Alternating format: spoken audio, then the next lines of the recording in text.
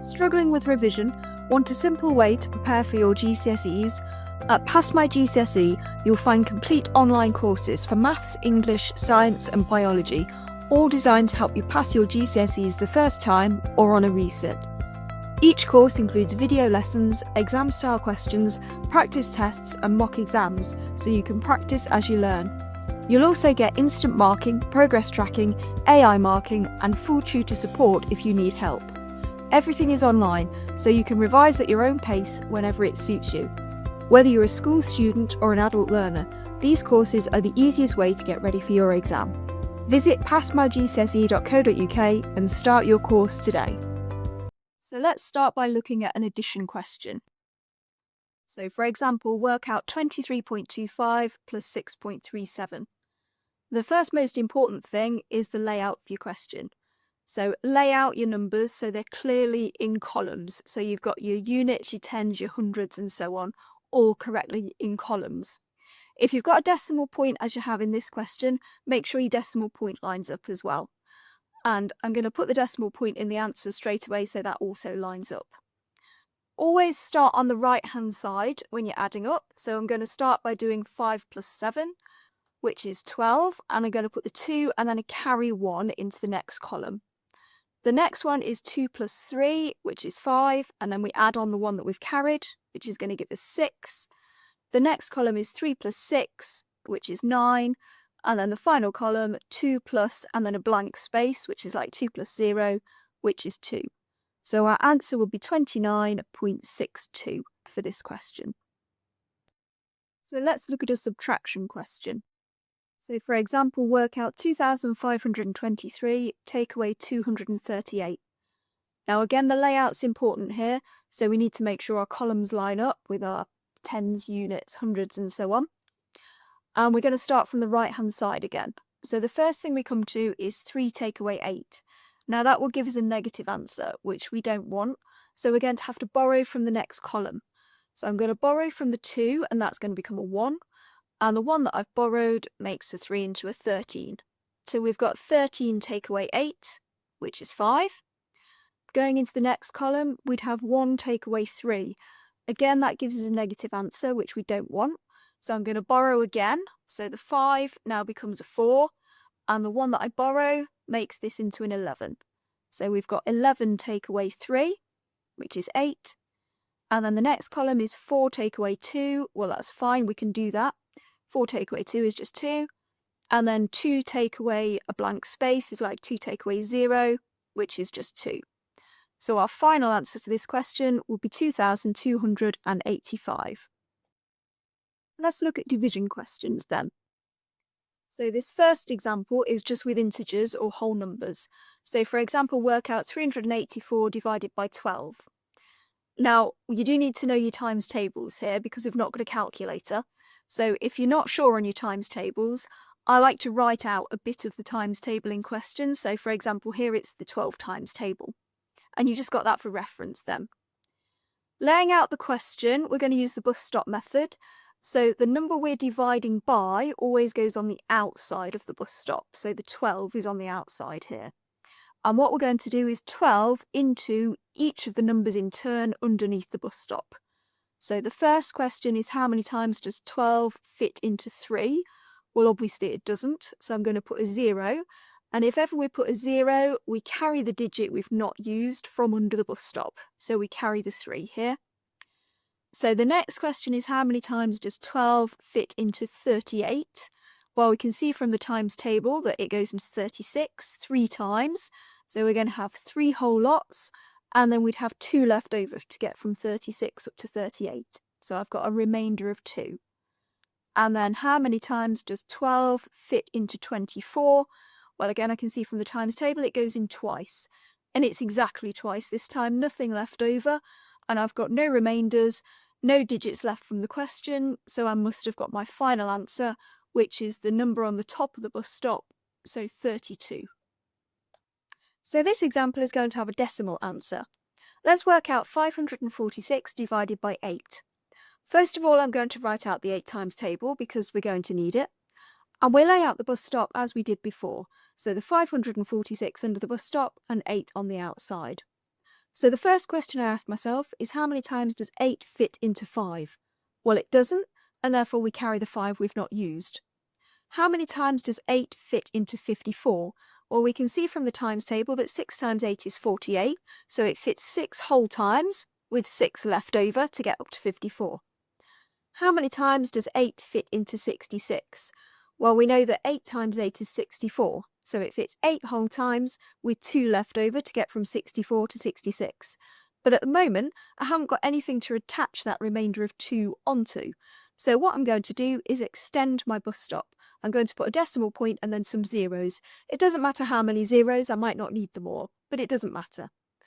And on the top, my decimal point has to match up as well. And now I've got something to attach my carry digit of 2 onto. So I can attach the 2 onto the 0 and it becomes 20. So we carry on from here. How many times does 8 fit into 20? Well, it fits 2 whole times, which is 16, and then we've got 4 left over to get up to 20. And finally, how many times does 8 fit into 40?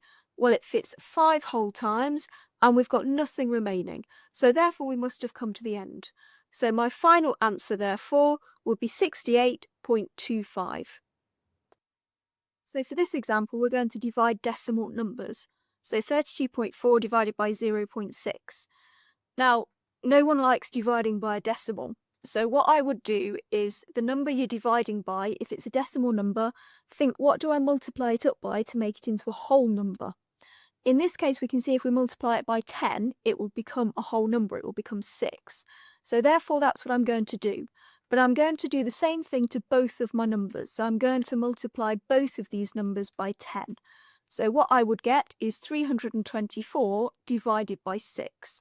And the point of doing that is I'm now dividing whole numbers, and that's much easier to do. It's very similar to what we've done before now. So I've written out a little bit of the 6 times table, so we've got it for reference, and we lay out our bus stop. So 324 divided by 6. So how many times does 6 fit into 3? Well, it doesn't, and we carry the 3. How many times does 6 fit into 32? Well, it goes 5 times with 2 left over. And how many times does 6 fit into 24? Well, 4 times exactly. No remainders, so I don't need to put a decimal point and some zeros this time. My final answer will be 54. Now, a lot of people fall into the trap of thinking they need to put the decimal point back in at the end. With dividing by decimals, provided that you've multiplied both of your original numbers by the same thing, so we multiplied both of them by 10, we don't need to amend where the decimal point is in the answer. So the final answer is just 54. Let's look at some multiplication questions. Let's start with the column method then. So for example, work out 15.6 times 2.3. Now I don't like multiplying with decimals, so I'm going to think of these as whole numbers and then put the decimal point back in right at the end. So I'm going to think of it as 156 times 23. And I'm going to lay this out carefully in columns with my units, tens and hundreds, much like we did with addition and subtraction. And what we're going to do is we're going to take each of the digits on the bottom row and multiply them by each of the digits on the top row in turn. So we need to be nice and logical here. Starting with the 3 then on the bottom row, we're going to multiply that by everything on the top row. So first of all, let's multiply 3 times 6. So 3 times 6 is 18, so 8 and then carry the 1 because it's a 2-digit number. And then we're going to do 3 times 5 on the top row, which is 15, and we need to add on the carry digit, which gives us 16, so 6, carry the 1. And finally, we're going to do 3 on the bottom row times 1 on the top row, which is 3, and then when we add on the carry digit, we get 4. So now we've done 3 times everything on the top row. So we move on to doing 2 times everything on the top row now. But because we're moving into the tens column, we need to be careful. We need to start off with a 0. And then we can do 2 times each of the digits on the top row. So 2 times 6 is 12, so 2 carry the 1. 2 times 5 is 10, add on the carry digit gives us 11, so 1 and carry the 1. And finally 2 times 1 is 2, plus the carry digit of 1 gives me 3. So I've now done everything on the bottom row times everything on the top row. So what I do now is add up these results. So 8 plus 0 is 8. 6 plus 2 is also 8. 4 plus 1 is 5, and 3 is just 3. So the digits in my final answer will be 3, 5, 8, and 8. But remember, I need to put the decimal point back in. So I need to think, where do I put it back? Well, I go back to my original question, and I can see that in total, I've got 2 digits after the decimal point. So therefore, in the answer, I also need 2 digits after the decimal point. So if I start at the end of my answer and count back 2 digits, that's where I put my decimal point. So it's going to be 35.88 as my final answer. And do a sense check. Does that seem reasonable? Well, we know 15 times 2 is 30, so we're expecting our answer a bit more than 30. So yes, this sounds a sensible answer. Let's look at the grid method then. So for example, work out 453 times 37. So I've laid this out in a grid, and I've split it into hundreds, tens, and units. So 453 I've split into 400, 50, and 3, and 37 I've split into 30 and 7. And we're going to fill in all the spaces in this grid as we would a multiplication grid. So let's start with 400 times 30. Now I'm going to do it as 4 times 3, and then put the right number of zeros on. So we've got 1 0 on 30, 2 zeros on 400. So 4 times 3 is 12, and then we've got 3 zeros in total, so 12,000. Let's go across the row then. So next let's do 30 times 50. So 3 times 5 is 15, and then we've got 1 0 on the 30 and 1 on the 50. So 15 and then 2 zeros, 1,500. And continuing across the row, 30 times 3 is 90. Okay, second row, 400 times 7, well 4 times 7 is 28, and then we've got 2 zeros, so 2,800. 7 times 50, 7 times 5 is 35, and 1 0. And finally, 7 times 3 is 21. And once we've filled in the grid, what we need to do is add all of those numbers from the grid together. So all of the black numbers that we just put in, I've put these carefully in columns so they're all lined up with the units, tens, hundreds, and so on. And we just need to add them up in columns going down. So starting on the right hand side, we've just got 1. The next column, we've got 5, 9, and 2, which is 16, so 6 and carry the 1. 5, 8, and 3 on the next column, and then we need to add on the carry digit as well, which gets us to 17, adding on the carry digit. Next column, we've got 2, 1, and 2, which would be 5, and then add the carry 1, gets us 6, and finally the last column, we've just got 1. And we don't need to put a decimal point back into this question because we didn't have any in the original question. So our final answer will be 16,761. Let's look at a BIDMAS question then. So for example, work out 3 times 4 minus 2, all squared, minus 40, divide by 4, plus 3. Now let's remind ourselves what BIDMAS stands for, because this is going to tell us which order to do the operations in. So B stands for brackets, I stands for indices, or you might also think of those as powers. D stands for division, M is multiplication, A is addition, and S is subtraction. Now, division and multiplication are sort of equal weighting to each other, and addition and subtraction are sort of equal weighting to each other as well. We'll see that a bit later on in this question. Okay, so looking at the question then, we've got brackets to start with. Now, brackets is first on the list for BIDMAS, so we need to sort the bracket out first. Now, within the bracket, we've got 2 operations here. We've got a multiply and we've got a subtract. So, consulting BIDMAS, multiplication is higher up than subtraction. So, we're going to do the multiplication first. So, 3 times 4 is 12, and I'm going to leave everything else in the question alone. So you see I've rewritten everything, but the 3 times 4 has become 12. So just one thing on each line. Okay, and now we start again. So we've still got a bracket, and that's still first on the list to sort out, but it's easier this time. We've only got one operation. So 12 minus 2 in the bracket is 10.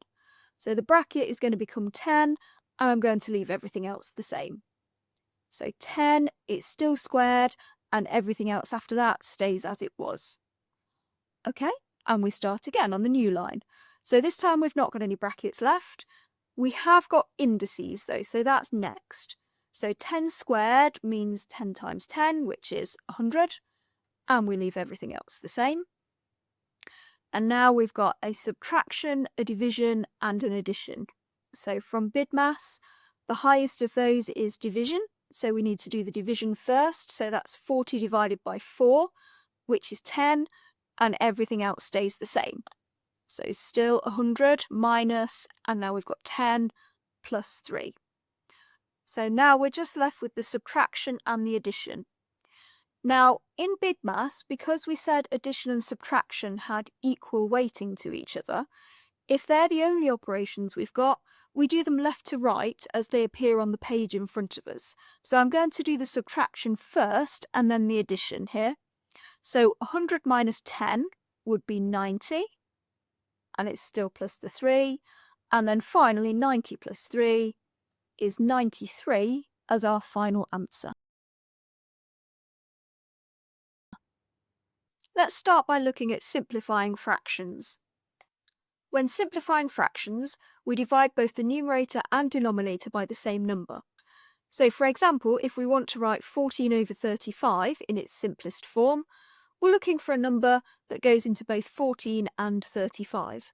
And I'm thinking 7, so we can divide both the top and the bottom of this fraction by 7. 14 divided by 7 on the top is going to give me 2, and 35 divided by 7 on the bottom gives me 5.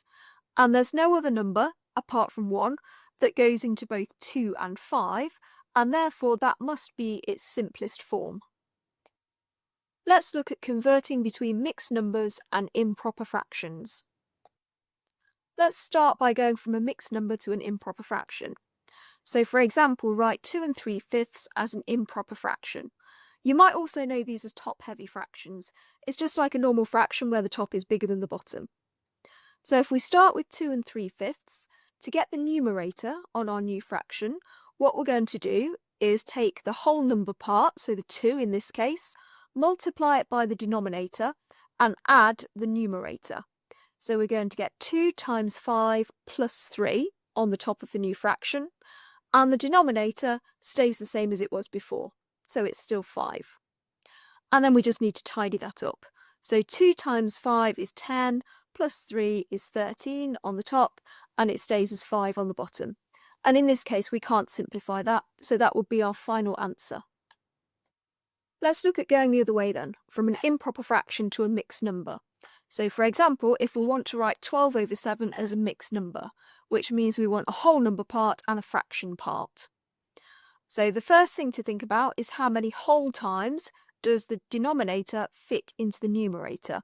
So in this case, 7 only fits into 12 once.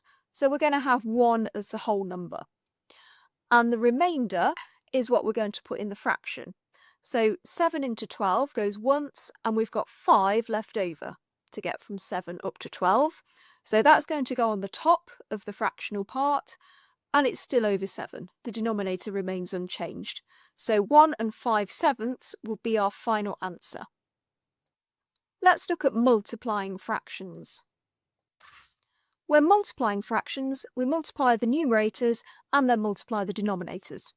So for example, if we wanted to work out 2/5 times 3/8, all we do is multiply 2 times 3 on the top and 5 times 8 on the bottom. So 2 times 3 is 6, 5 times 8 is 40. And actually that fraction simplifies. We can divide top and bottom by 2, so we can simplify it to 3 over 20, which will be our final answer. Now let's look at dividing fractions. When dividing fractions, we keep the first fraction the same, flip the second fraction, and then multiply. So for example, if we wanted to work out 4 over 7 divided by 1/5, we'd keep the first fraction the same, so 4/7. We'd flip the second fraction, so 1 over 5 becomes 5 over 1, and instead of dividing, we multiply in the middle. And this becomes just the same as the multiplication question we looked at earlier.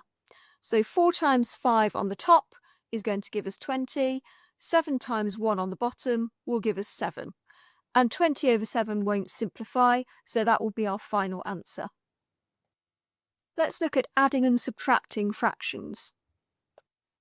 When adding or subtracting fractions, the most important thing to do is to first make sure they have a common denominator, which means the number on the bottom needs to be the same. So for example, work out a quarter plus 3/5. Well, I'm looking at the 4 and the 5 on the bottom, and I'm thinking, what do both 4 and 5 go into? And 20 seems the obvious number, so I'm going to make both fractions over 20. So we're going to have something over 20 plus something else over 20. Now, looking at the first fraction, a quarter, to get from the 4 up to the 20 on the bottom, I multiplied by 5. And whatever I've done to the bottom, I need to do the top as well. So 1 times 5 on the top is going to be 5. And looking at the second fraction, I've gone from 5 up to 20 on the bottom. So I've multiplied the second fraction by 4. So therefore I need to multiply the top of the second fraction by 4 as well. So 3 times 4 gives me 12 on the top. And now both fractions have got the same denominator, I can add them.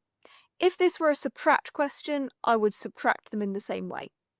So 5 plus 12 on the top gives me 17, and the denominator will always stay the same. So the denominator will still be 20. And in this case, we can't simplify that, so that's our final answer. Let's find a fraction of an amount. When finding a fraction of an amount, we divide the whole amount by the denominator and then multiply by the numerator. So for example, if we want to work out 5/6 of 42, we take our whole amount, which is 42, we divide it by the denominator, which is 6, and then we multiply by the numerator, which is 5. And we do that in order. So 42 divided by 6 would give us 7, and then we multiply that by 5. And 7 times 5 is 35. So that will be our final answer. Let's look at converting between fractions, decimals, and percentages. Let's look first at converting between decimals and percentages. So I've got this diagram here that says if we have a decimal to a percentage, we times 100, and if we go the other way from a percentage to a decimal, we divide by 100. So let's look at an example of each. So let's start with 56% and convert that to a decimal. So a percentage to decimal, we divide by 100. So 56 divided by 100 is 0.56. If you've not got a calculator with you, it's going to have the same digits, but the decimal point will just be 2 places further back. And the second example is if we start with a decimal, so start with 0.24, and we want to express that as a percentage. So a decimal to percentage from the diagram, we multiply by 100. So 0.24 times 100, well again, if you've not got a calculator, you're going to have the same digits, but the decimal point is going to be moved forward 2 spaces this time, so it'll be 24% as our final answer. If we look now at converting between fractions and decimals then, this is a little bit more complicated. A fraction to a decimal, we do the numerator divided by the denominator. Going the other way from a decimal to a fraction, I've said write over 1 and then make them whole numbers. We'll look at that in a bit more detail in a moment. First of all, let's look at an example where we express 13 over 20 as a decimal, so fraction to decimal.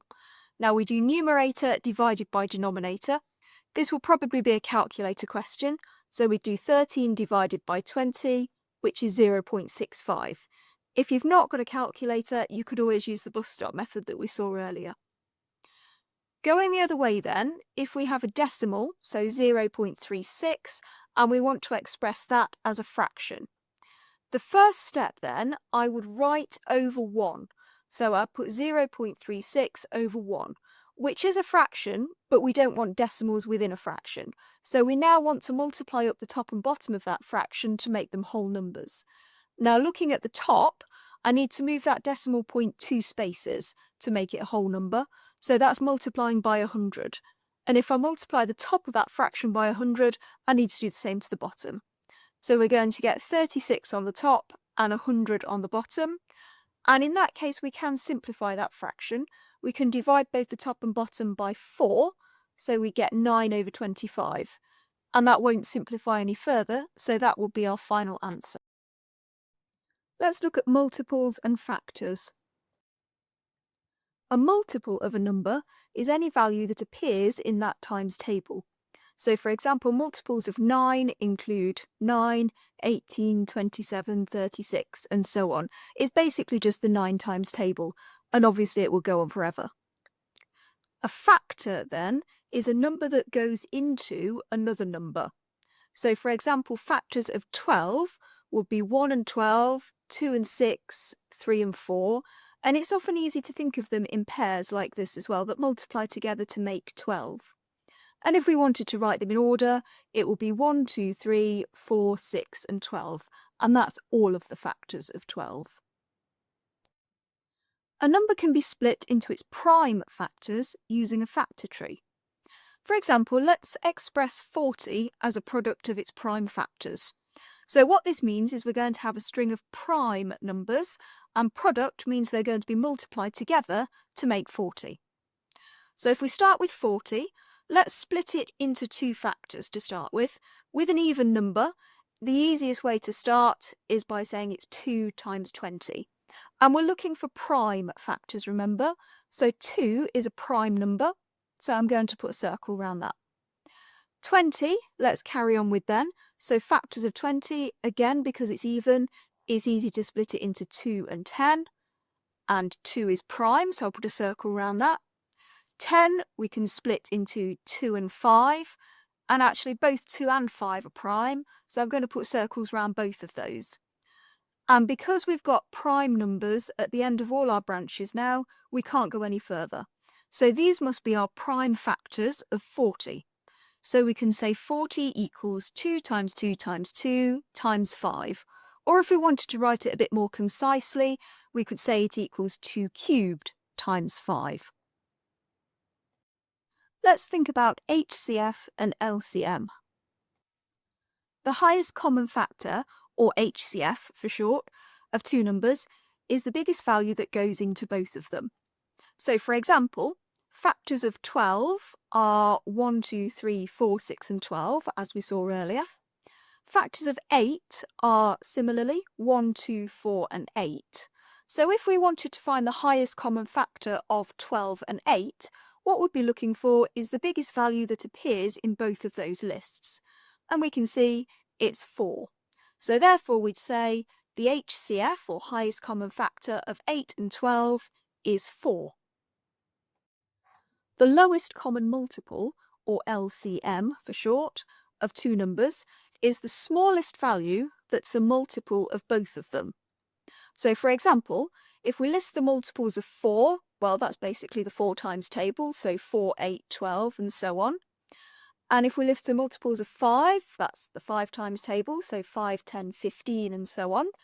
And the lowest common multiple of 4 and 5 will be the smallest value that appears in both of those lists. So we can see here it's 20. So what we'd say is the lowest common multiple, or LCM, of 4 and 5 is 20. A technique we can use is Venn diagrams to find the HCF and LCM of two numbers. This is particularly good for bigger numbers as well. Let's look at an example then, if we want to find the HCF and LCM of 40 and 28. I'm going to start by doing the factor trees. So the factor tree for 40 is the one we saw earlier, so I've broken that into its prime factors. And I've done something similar for 28. I've broken that into its prime factors as well. And what I'm going to do with this is draw myself a Venn diagram. So that's these two overlapping circles. The left-hand circle represents 40 and the right-hand circle represents 28. And I'm going to fill the prime factors into those circles. Start with the section that's in the middle, the overlapping bit. And what you're looking for is prime factors that appear on both of these factor trees. So I can see that they've both got a 2 as prime factors. So I'm going to write that in the middle. And I'm going to cross a 2 off both lists because I've used that up. Now I can see that both factor trees have another 2 in them. So I can put another 2 in the overlapping section and cross a 2 off both lists again. Now there's nothing else that appears in both lists. I've run out of prime factors that appear on both trees. So I'm going to look at the 40 circle. And well, I've still got a 2 and a 5 left on the 40 factor tree. So I'm going to put the 2 and the 5 in the 40 circle. And on the 28 side, I've got 7 left. So I'm going to put 7 in the 28 circle. And that's used up all my prime factors. Now looking at these circles, we can say to find the HCF or highest common factor, we multiply the numbers in the centre. So in this case, it's going to be 2 times 2, which is 4. So the highest common factor of 40 and 28 is 4. And to find the LCM, or lowest common multiple, what we do is multiply all the numbers in the diagram. So the lowest common multiple here is 2 times 2 times 2 times 5 times 7. Doesn't matter which order you multiply those in. And that comes to be 280. So the lowest common multiple of 40 and 28 is 280. Powers and roots.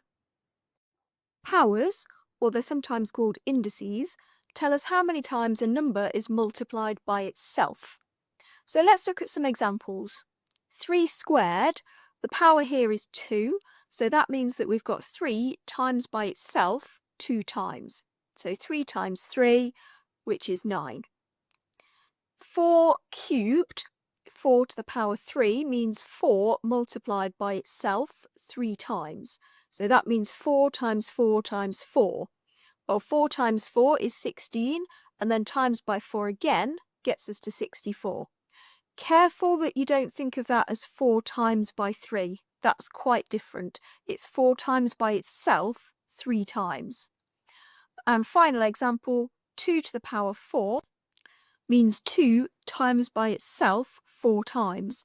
So 2 times 2 is 4, times by 2 again is 8, and times by 2 again is 16. Roots, then, are the reverse of powers. So, for example, the square root is the reverse of a square number. So let's look at some examples. If we have the square root of 16, we're thinking what number squared gave us the 16? Well, we know that's 4. So the square root of 16 must be 4. Similarly, the square root of 25, we're thinking what number squared gave us 25? Well, 5 squared is 25, so the square root of 25 must be 5. It's not just square roots, though. We can have cube roots as well. So the cube root of 8 means what number cubed, or what number multiplied by itself 3 times, gave us 8. These are a bit harder, but we can think 2 times 2 times 2 would have given us 8. So therefore the cube root of 8, working backwards, must be 2. Similarly, the cube root of 27, what number cubed, or times by itself 3 times, gave us 27? Well, 3 times 3 times 3 was 27, so working backwards, the cube root of 27 must be 3. For higher numbers, there are buttons on your calculator for these, but for small numbers like these, we can just about manage them in our heads. Rounding and estimating. When rounding, we always look at the next digit after the cutoff point. If that's 5 or more, then we round up. So let's look at some examples. If we want to round 237.628 to the nearest whole number, well, the cutoff point here would be at the decimal point, because we don't want any decimals on a whole number answer. So I'm going to underline the last digit I'm interested in, which is the 7, and I'm going to look next door, which in this case is 6. Now that is 5 or more, so we need to round the underlined digit up. So we're going to get 238 to the nearest whole number. If we want to round 63.17364 to 2 decimal places, what that means is we want 2 digits after the decimal point in the final answer. So again, let's underline the digit we're interested in, 2 digits after the decimal point, and we look next door, and this time it's a 3, which is not 5 or more, so we don't need to round up. So we get 63.17. If we want to round 0.507 to 2 significant figures, well, significant figures are the first non-zero digits in any number. So the first 0 at the front doesn't count as a significant figure. So we start counting at the 5, and any digits after that, even if they are 0, do count as significant figures. So the second significant figure would be this 0 here that I've just underlined. And again, we look next door, so it's a 7 in this case. That is 5 or more, so we need to round up. So the 0 is going to become a 1. So we get 0.51 to two significant figures. When estimating an answer, we round the numbers in the question first. So for example, estimate the answer to 6.38 over 2.94 multiplied by 41.6. Typically this might be on a non-calculator paper. So I'm going to put approximately equal to, which is this sort of wiggly equals sign. And if the question doesn't specify what to round to, normally we would round each number to one significant figure before doing the calculation. So 6.38 to one significant figure would be 6 over, and 2.94 to one significant figure rounds up to 3. And we multiply that by, and 41.6 just becomes 40 to one significant figure. And those numbers are much easier to deal with in our head. So 6 over 3 is just 2 times 40, and 2 times 40 is 80. So that will be our estimated answer. Error intervals. Upper and lower bounds are the highest and lowest values a number can have after rounding, and these are often shown in something called an error interval. So let's look at an example. A piece of wood was measured as 32.4 centimetres to one decimal place. Work out the interval within which the actual length L lies. So what this is saying is the 32.4 has been rounded, but that initial figure must have started life as a bigger number that was either slightly above or slightly below 32.4, and then it was rounded. So we want to find out what the original lengths could have been. So the first thing we ask ourselves is, what is the interval? Well, in this case, the interval is one decimal place, or 0.1. Different questions have different intervals. It might be the nearest centimetre, in which case the interval will be 1 centimetre. It might be the nearest 5 centimetres. It might be 2 decimal places. It varies. But in this case, 0.1 would be our interval. The next thing we do is we divide that interval by 2. So in this case, 0.1 divided by 2 gives us 0.05. And to find the actual lengths, what we do is we take the number in the question, so 32.4 here, which is what it's been rounded to, and the lower bound, we take off that 0.05 that we've just worked out, which will give us 32.35 as the lower possible value it started as. And to find the upper bound, we take our 32.4 as our rounded figure, and we add on the 0.05 that we found, which gives us 32.45 as the highest possible number it could have started as. Now, when we're writing error intervals, we often use inequality notation. So it would look something like this. So L is in the middle, and the lower bound, 32.35, is less than or equal to L, which is less than 32.45. Now notice that the lower bound has a less than or equal to symbol, because 32.35 would round to 32.4 to one decimal place. The upper bound just has a less than symbol rather than less than or equal to, and that's because 32.45 to one decimal place would actually round up to 32.5. But anything just ever so slightly lower than that would round down, and so that's why we put the less than sign, to signify that anything just slightly less than it would still round down to 32.4. So that will be our final answer. Let's look at standard form. Standard form is used for writing very large or very small numbers. It's written in the form a times 10 to the n, and a and n will be numbers in a question. Now, a must be a value between 1 and 10. For standard form, it's always 10 to a power, so that blue number will always be a 10. And n, the power, will always be a whole number. So, for example, 8 times 10 to the power 3 would be in standard form. So would 5.3 times 10 to the 4, because it's okay for a not to be a whole number, just as long as n is. And 1.75 times 10 to the minus 2 would also be standard form. It's okay for n to be a negative power as long as it's a whole number. Let's start by looking at large numbers using standard form. So for example, if we want to write 64,300,000 in standard form. Now to get my a at the start of the standard form number, I'm going to look at the non-zero digits in this. So that's the 6, the 4 and the 3 in this case. And I need to make that into a number between 1 and 10. So I'm going to need to put a decimal point in there. I'm going to put it between the 6 and the 4, so 6.43 to make it between 1 and 10. It's going to be times 10 to the something because standard form always is. And I need to know what power to write. Now, to work out what power, I need to work out how many times I jump my decimal point. So I want my decimal point to be between the 6 and the 4, and I need to know how many times do I jump it to get to the end of the original number. So if it starts between the 6 and the 4, I jump 1, 2, 3, 4, 5, 6, 7 times to get to the end. So my power would be 7. So 6.43 times 10 to the 7. If we want to go the other way then, so if we've got a number in standard form, so for example 3.2 times 10 to the 4, and we want to write that as an ordinary number, well, I'm still going to have the digits 3 and 2 in there. So I'm going to start with my 3.2, but I'm going to need to move that decimal point. And we move it how many times the power tells us to. So in this case, it's power 4, so I'm going to need to move my decimal point 4 spaces.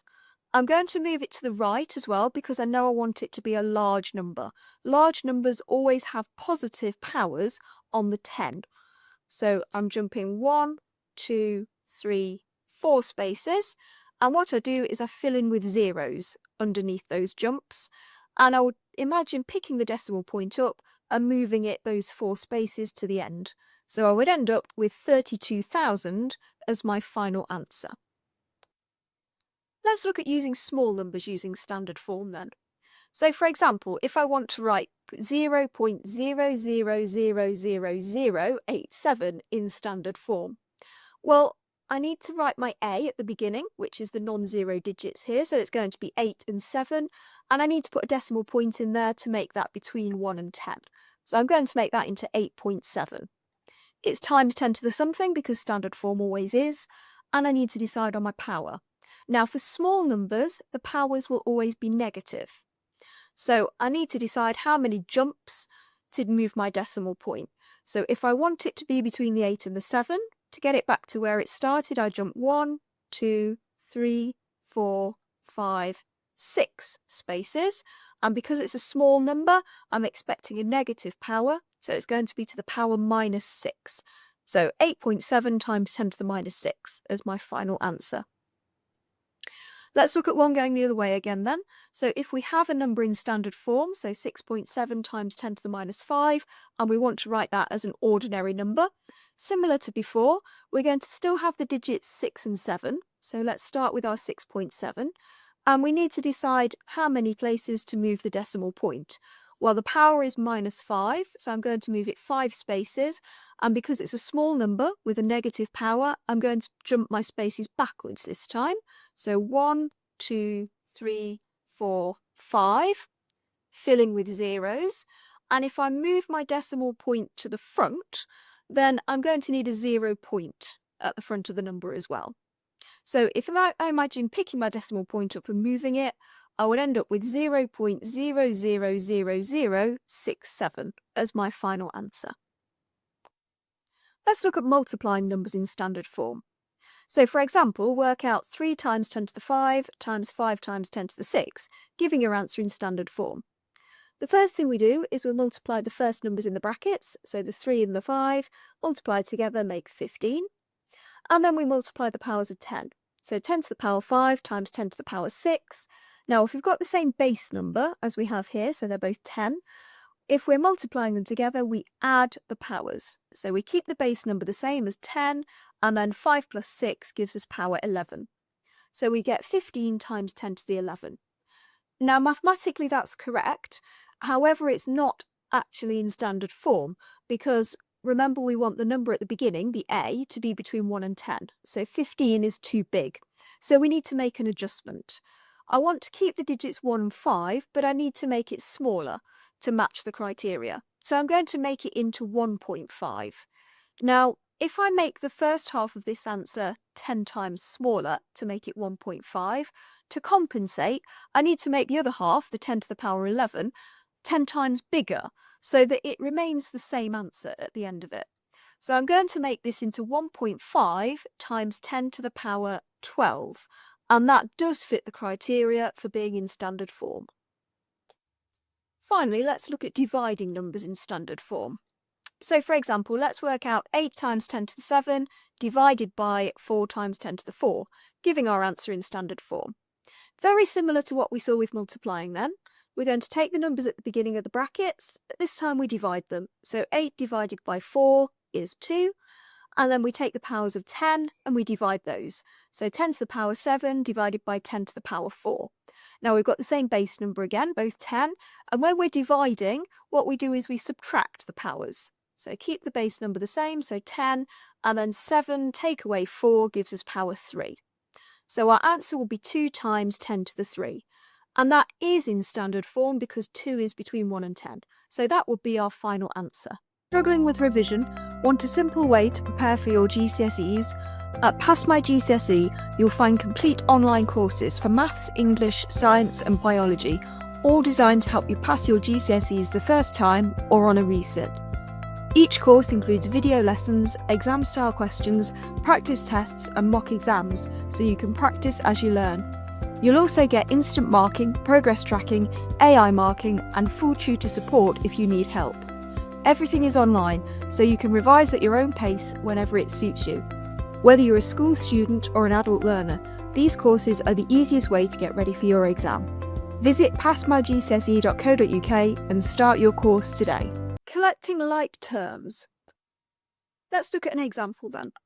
So let's simplify 3a plus 4b minus a plus 2b plus 7. Now we've got some a terms, some b terms, and just a number on its own. So we've got 3 types of terms here. Let's start by looking at the a's. So we've got 3a minus a. Minus a means minus 1a. We just don't usually write the 1. So 3 take away 1, well that's 2 lots of a in total. With the b's, we've got 4b plus another 2b. So in total that will be 6 lots of b. And then the number on its own, we've got plus 7. And that just stays on its own. We've got nothing to combine that with. And we can't put any of those terms together. They're all different. So 2a plus 6b plus 7 will be our final answer. Let's look at the rules of indices. Let's start with multiplying with indices then. And the rule here is that we add the powers. So for example, if we have x cubed times x to the 5, the x stays the same and we add the powers. So 3 plus 5 gives me power 8. If we've got numbers in front of them, like 3b to the minus 2 times 5b to the 4, we're going to multiply the big numbers at the front, keep the b's the same, and add the powers. So 3 times 5 gives me 15 at the front, the b stays as a b, and we add the powers. So minus 2 plus 4 gives me positive 2, so 15b squared. Dividing with indices, the rule is we subtract the powers. So y to the power 6 divided by y squared, well the y stays the same, and 6 take away 2 gives me power 4. If we've got numbers in front of them, like 8k to the minus 5 divided by 2k cubed, I'm going to divide the numbers at the front, keep the k the same, and subtract the powers. So 8 divided by 2 gives me 4 at the front, it's still a k, and minus 5 take away 3 is minus 8 as my final power. If we've got multiple indices, we multiply the powers. So for example, g squared in brackets all to the power 5, we keep the g the same and we multiply the powers. So 2 times 5 is power 10. And if we've got something like 6f cubed all squared, then what we need to do is remember that the squared applies to the 6 at the front as well. So 6 squared gives me the 36 at the front, and then f cubed squared, if we've got multiple powers, we multiply them. So 3 times 2 gives me power 6. Power 0 is a nice easy rule. Anything to the power 0 is always 1. So p to the power 0 would be 1. if we have 12r all to the power 0, that's still 1. Absolutely anything to the power 0 is always just the number 1. And finally, fractions with indices. The power applies to the top and the bottom of the fraction. So if we've got a over c all to the power 5, that means it's a to the power 5 over c to the power 5. And it works similarly with numbers. So if we've got 3m over 4n all squared, now we need to remember the squared applies to the 3 as well as the m, so we get 9m squared because 3 squared is 9. And on the bottom, 4 squared is 16, and then n squared. Expanding brackets. Let's start with single brackets. So for example, expand 3 into 2x plus 4. Now, notice that between the 3 and the bracket, we've not got any mathematical symbols. And if we have nothing, we've said before, that means it's times. So it's essentially like 3 times everything in the bracket. And let's do things in turn. So let's start with 3 times 2x. Well, 3 times 2 is 6, so that's going to be 6x. And then we're also going to do 3 times 4, which is just 12. So 6x plus 12 will be my answer there. Let's look at one with negatives as well. So expand minus 4a into 3b minus 2a. And again, it's minus 4a times everything in the bracket. So let's be logical. Let's do minus 4a times 3b. Now we need to be careful with our negatives here. We've got minus 4 times positive 3. So a negative times a positive is going to give us a negative answer. So that's going to be minus 12. And a times b is just ab. Remember, we don't write the times symbols in between. And then we also want to do minus 4a times minus 2a. Now again, we need to be careful with our negatives. Minus 4 times minus 2, well, a minus times a minus is going to be a positive. So we're going to get positive 8, and a times a is a squared. So minus 12ab plus 8a squared as my answer. Let's look at an example with double brackets then. So for example, expand and simplify x plus 4 into x minus 3. Now what this means is everything in the first bracket multiplied by everything in the second bracket. Now it's important to be logical here so that we don't miss anything or count anything twice. So I like to use what's called the FOIL approach. So FOIL stands for first, outside, inside and last. So what that means is we're going to do the first term in each bracket multiplied together. So x times x is x squared. Next up, we're going to do the outside terms in the brackets. So that's x times minus 3, which is minus 3x. Next up, we're going to do the inside terms. So that's 4 times x, which is positive 4x. And finally, the last numbers in each bracket. So that's positive 4 times negative 3. So that's going to be minus 12. And we've expanded, but we've not simplified here. We can make this simpler because we've got minus 3x and 4x are like terms that we can gather. So we're still going to have x squared, minus 3x plus 4x. If we put those together, well, minus 3 plus 4 is 1. So that's just going to be plus x. And then we've still got minus 12 on the end. And we can't simplify any further because we haven't got any more like terms. So that will be my final answer. Factorising. Factorising means putting expressions into brackets. So it's the opposite direction to expanding brackets. Let's start with factorising into single brackets. So for example, let's factorise 10x squared plus 15x. Now, when you're factorising, you're always thinking what's the biggest thing that goes into all parts of the expression. So I'm thinking, what's the biggest number that fits into both 10 and 15? Well, I know that the highest factor of those is 5. And what's the highest factor of x squared and x? Well, x goes into both of those.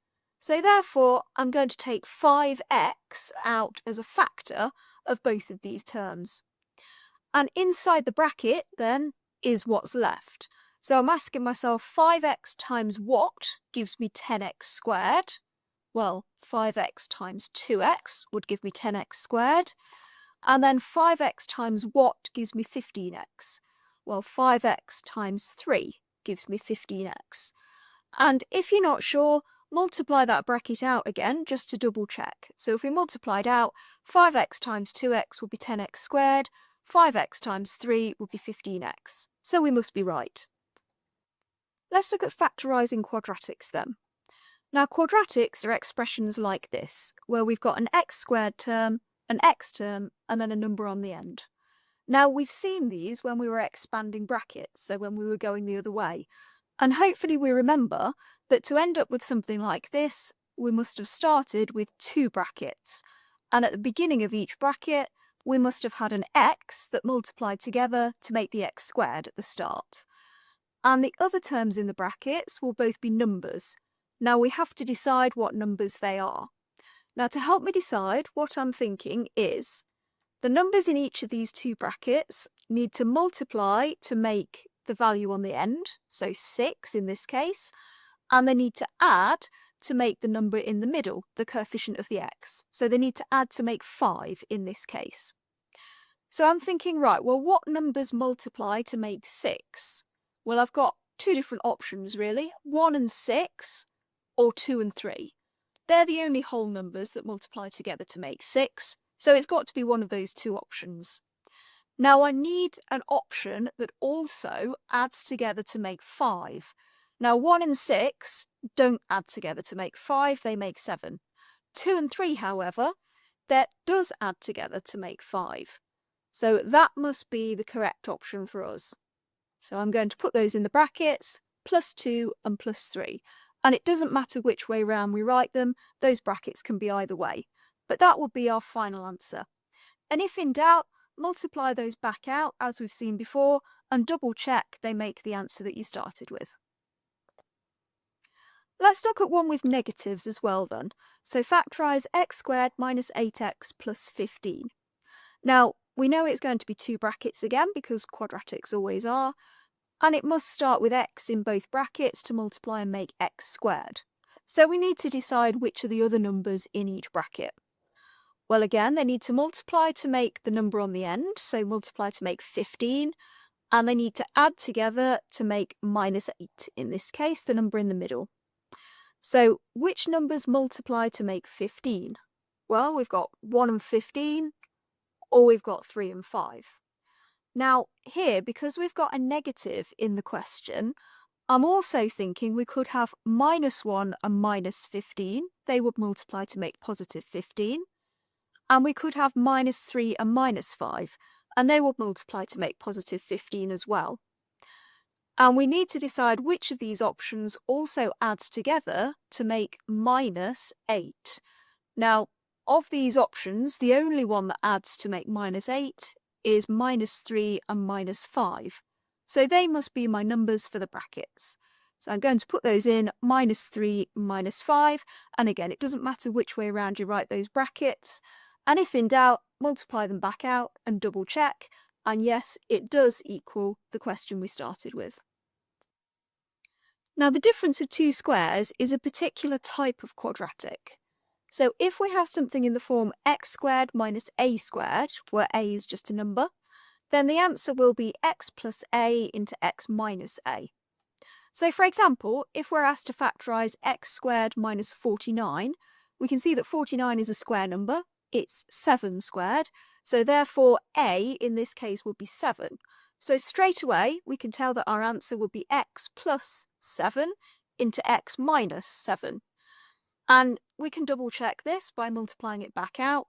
We get x squared plus 7x minus 7x minus 49. And we can see that the plus 7x and minus 7x will cancel each other out. So we would indeed be left with just x squared minus 49, as we wanted. Expressions, equations, and formulae. An expression, then, is really just a mathematical phrase, and it has no equals sign. So something like 2a cubed plus 5 would count as a mathematical expression. An equation, then, does have an equals sign, as the name suggests, and it also has at most one unknown value, which is represented by a letter. So something like 3x plus 8 equals 14 it has the equals sign, the x is our unknown, and we could find this value of x from this equation. A formula, then, describes a relationship between variables. So if it describes the relationship between them, it must have more than one variable in it. So something like a squared plus b squared equals c squared would be a formula. This is Pythagoras' theorem, and different values of a, b, and c would all work for this same formula. Let's look at an example of writing a formula then. So a taxi company charges a call-out fee of £2.50 plus £1.80 for every mile of the journey. Write a formula that represents the cost of a journey. Well, we need to decide on our variables first. So the things that are varying here are the cost and the number of miles that we're travelling. So I'm going to say the cost in pounds is C, pounds because that's the units in the question. And the other variable, I'm going to say the number of miles is M. And we need to write a formula involving C and M. Now we've got C equals, that's what we're interested in, the cost. Now the question tells us it's £2.50, so I'm going to start by saying it's 2.5 in terms of pounds. We don't need the 0 on the end particularly here. And then it's an extra £1.80 for every mile. So it's 1.8 times M for every mile of the journey. So that would be our formula. And if the question then wanted us to, we could potentially put different values of M in to find different costs for journeys. Substitution. Substitution is replacing letters with numbers. So let's look at this example. F equals 4c minus 3b squared. And we want to find the value of f when c equals 12 and b equals 3. So we need to replace the letters with those numbers provided in the question. Now, the first thing I'm going to do is rewrite this question because we've got things next to each other with no symbols in between. So, for example, the 4 and the C. Now, just to be clear, if you've got no symbol in between them, it means it's a times sign. So this we could rewrite as f equals 4 times C minus 3 times b squared. And now I'm going to replace the C and the B with the numbers it tells me from the question. So I make it into 4 times 12 minus 3 times 3 squared, replacing C with 12 and B with 3. And now I can start to evaluate that. Now we need to use BIDMAS here, and I can see we've got indices, so that will be the first thing to tackle. So 3 squared means 9, so 4 times 12 minus 3 times 9, and then we've got multiplication and subtraction. And multiplication comes first from BIDMAS, so I'm going to do the multiplications. So 4 times 12 is 48, and it's take away, and then 3 times 9 is 27. And finally, 48 minus 27 is 21. So that will be our final answer. Rearranging formulae. Let's start by looking at a linear example. So that means it's got no powers or square roots or anything. So let's make t the subject of the formula r equals 3t plus 5. Now when it says make t the subject, what that means is we want to get it so that it's t equals something in terms of everything else at the end. And what we need to do is break this down so we gradually get t on its own. So the first step, I'm thinking I want to get rid of that plus 5. And to get rid of a plus 5, we need to subtract 5 from it. And we need to do the same to both sides with an equation. So I'm going to start by subtracting 5 from both sides. And the left-hand side will become r minus 5. And on the right-hand side, if we take 5 off, we're just left with the 3t. And we're closer to getting t on its own. At the moment, that means it's 3 times t, remember. So to get t on its own, we want to do the opposite of timesing by 3, which is dividing by 3. And we need to do the same to both sides of the equation. So I'm going to divide both sides by 3. So I'm going to end up with r minus 5 all divided by 3 equals, and 3t divided by 3 just gets t on its own, which is what we wanted. We've got t equals something in terms of everything else. And it doesn't matter which side of the equation t is on, as long as it's on its own. Let's look next at an example using squares then. So we want to make a the subject to the formula a squared plus b squared equals c squared.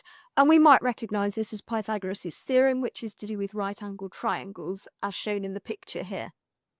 So the first thing I'm going to do is subtract b squared from both sides. We want to get a on its own, and that b squared is in the way at the moment.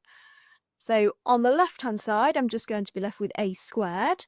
And remember, we need to do the same to both sides. So the right-hand side is going to become c squared minus b squared.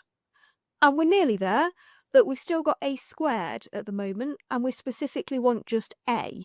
So we need to do the opposite of squaring, which is square rooting.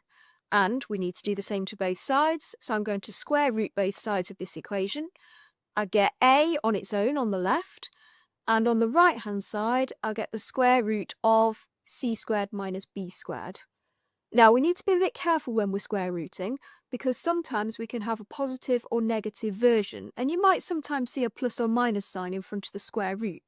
But be wary of the context, because for this particular formula, Pythagoras' theorem, it can't ever be negative because a, at the end of the day, is a length on a triangle, and you can't ever have a negative length. So I've not put a plus or minus sign here because we know the answer must always be positive. Let's look at an example with square roots. So let's make m the subject to the formula p equals the square root of 7m over b.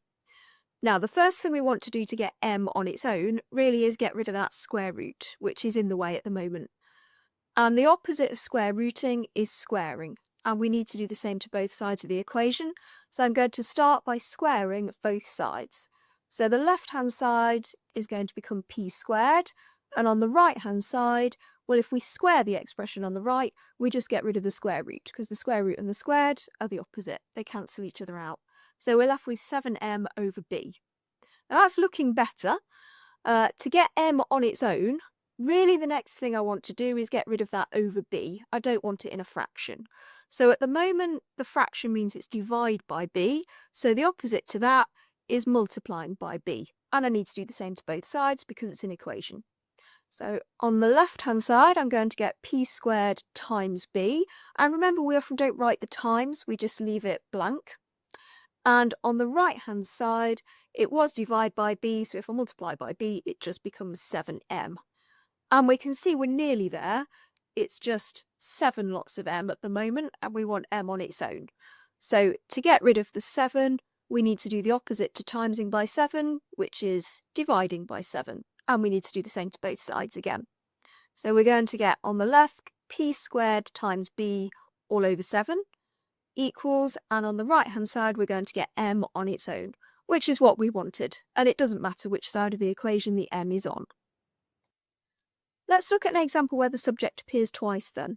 So we want to make k the subject to the formula y equals 3k plus hk.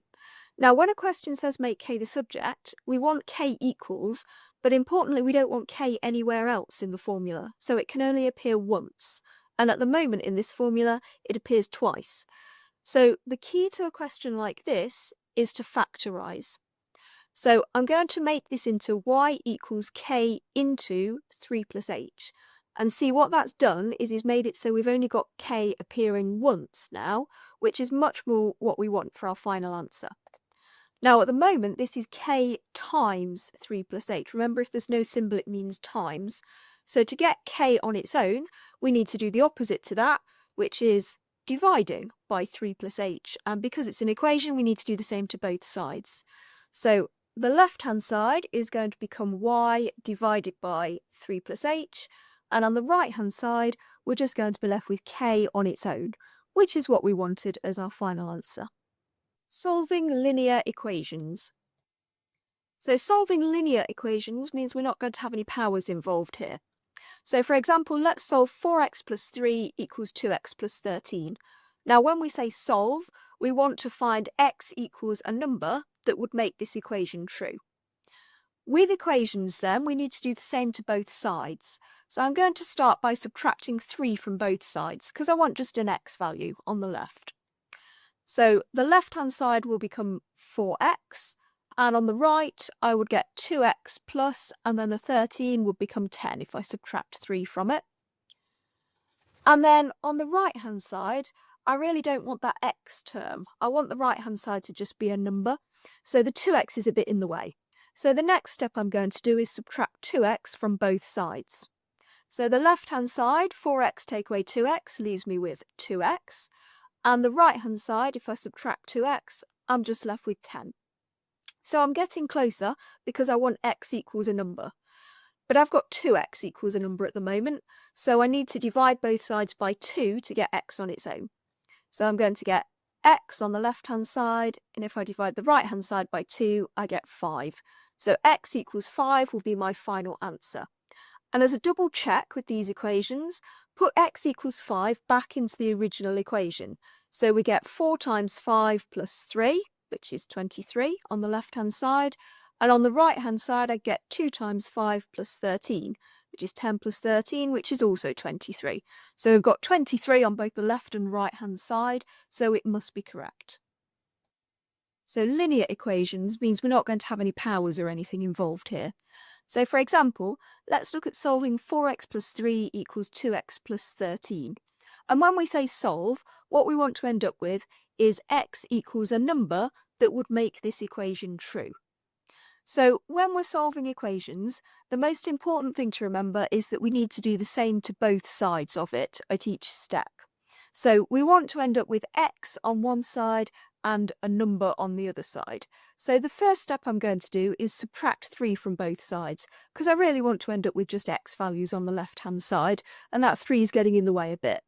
So if I subtract 3 from the left-hand side, I'd just be left with 4x. And on the right-hand side, if I take off 3, I'd still have my 2x, and the 13, take away the 3, will become 10. So the left-hand side is looking better. On the right-hand side then, I really want just numbers, so that 2x on the right-hand side is a bit in the way. So for my next step, I'm going to subtract 2x from both sides.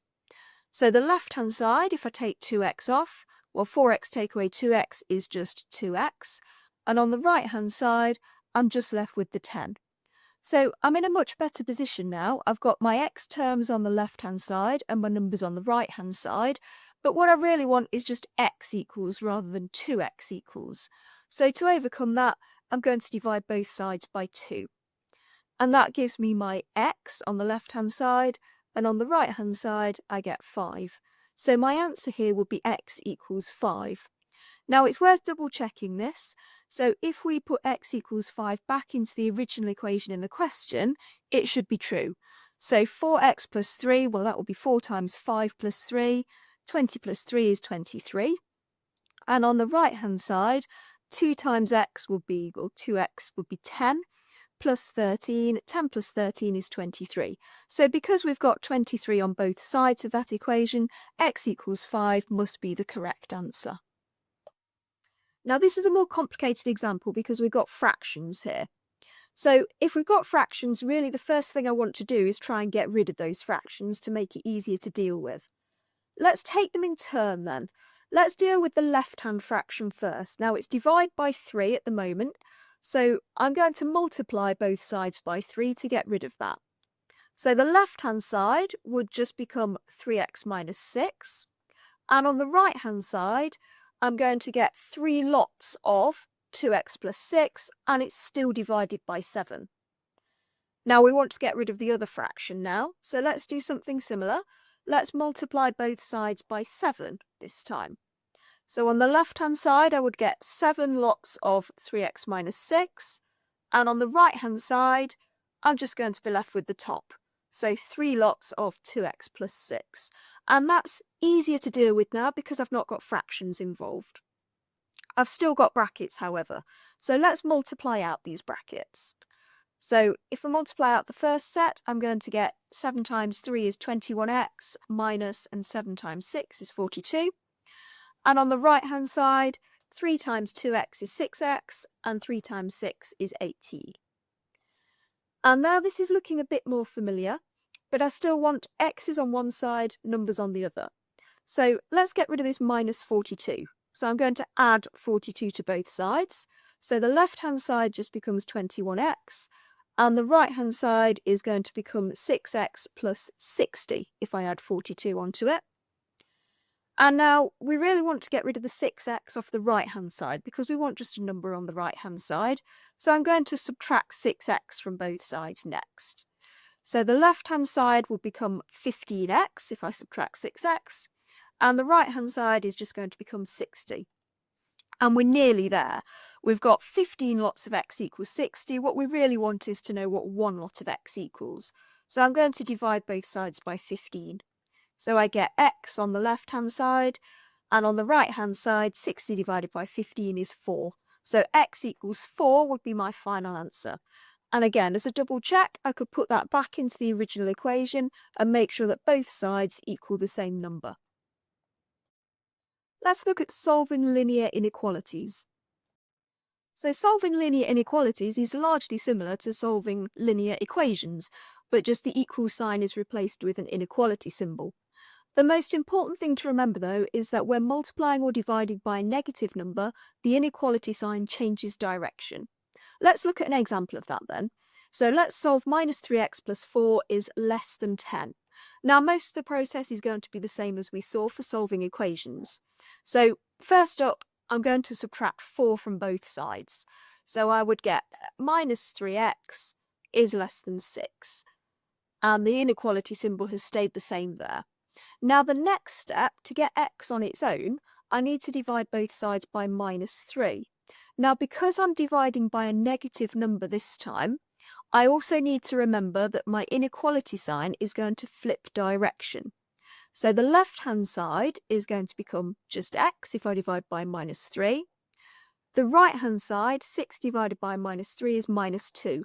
But crucially, that inequality symbol has changed direction in the middle as well. So my final answer will be x is greater than minus 2. Now, sometimes we might need to draw this on a number line as well. So here's a basic number line. Now, x is greater than minus 2, so I'm going to draw myself a circle at minus 2. Now, because it's a greater than symbol, it's an open circle. If it were greater than or equal to, it would be a closed circle. And I'm going to draw myself an arrow just to signify that x is any number greater than that. And it will continue on past the end of the number line as well, hence the arrow on the end of that. Let's look at one with two inequality symbols in then. Now again, it's largely similar to solving equations, but whereas we used to do the same to both sides, we've now got 3 sections here, so we need to do the same to all 3 sections on each line of working. So first up, I'm going to subtract 3 because I really want the x term on its own in the middle. So I need to subtract 3 from all sections of this. So 7 subtract 3 gives me 4, less than or equal to, and the middle section becomes just 2x. And then the last section, if I subtract 3, 13 becomes 10. And the inequality symbols have all stayed the same there. So I really want x on its own in the middle. So I need to divide all 3 sections of this by 2. So I'm going to get 4 divided by 2 gives me 2, less than or equal to x on its own, less than 5. And we've not multiplied or divided by negative numbers this time, so we didn't need to worry about flipping the symbols. So this would be my final answer. And I might need to draw this on a number line as well. So here's another basic number line. And I'm going to have a circle at 2, but this time because it's a less than or equal to, I'm going to fill it in. So if it's an equal to on your inequality symbol, then you need to have a closed circle. And the other circle is going to be at 5. Now, because it's just a less than symbol there, I've not got an equal to on it. That's an open circle at 5. And I need to signify that it's any number between those 2 values, so I just join them up with a line. So this will be my final answer. Solving quadratic equations by factorising. So for example, let's solve x squared plus 7x plus 12 equals 0. And when we say solve, as usual, we want x equals a number that would make this equation true. So the first step here then is to factorise. Now we've looked at factorising quadratics before. We know that we're going to have 2 brackets and they're both starting with an x. Because we've only got plus symbols here, we're going to have a plus in each bracket. And we need 2 numbers that add to make 7 in the middle and multiply to make 12 on the end. So I'm going to choose 4 and 3. And it still equals 0 because it's an equation still. Now, what we're saying here is these 2 brackets, remember, are multiplied together. So if 2 things multiply together to equal 0, Well, one of those things itself must be 0. So what we're saying is either the first bracket, x plus 4, must equal 0, or the second bracket, x plus 3, must equal 0. And we just need to solve both of these. So if x plus 4 equals 0, then subtracting 4 from both sides, we'd get x equals minus 4. If x plus 3 equals 0, then subtracting 3 from both sides, we get x equals minus 3. So these would be my two possible answers. And if in doubt, put those back into the original equation and double check. And we would expect two answers from most quadratics, and you must have both of them to get it right. Linear simultaneous equations. So linear means we've got no powers or anything involved here, and simultaneous means we've got two equations that we want to solve at the same time. So what we're looking for is a single value of x and a single value of y that will satisfy both of these equations. So for example, let's solve 2x plus 3y equals 18 and 5x minus 2y equals 7. So first of all, I'm going to label these as equation 1 and equation 2, just to make them easy to refer to. Now, what we want to do first is eliminate one of these letters, either x or y. It doesn't matter which one, either will do. I'm going to say let's eliminate x. And what we need to do in order for that to happen is get the same coefficient of x on both of these equations. Coefficient just means the number in front of. So equation 1 has got 2x, equation 2 has got 5x. I really want those to match up. So I'm going to make them both so that they involve 10x. So to make that happen, I need to do equation 1 multiplied by 5, and I need to multiply the whole equation by 5. So this will make it 10x plus 3y becomes 15y, and 18 becomes 90. And I'm going to call that equation 3. And similarly, I want to do equation 2 so that it involves 10x. So I'm going to do equation 2, and I'm going to double it up. So I would get 10x minus 4y equals 14.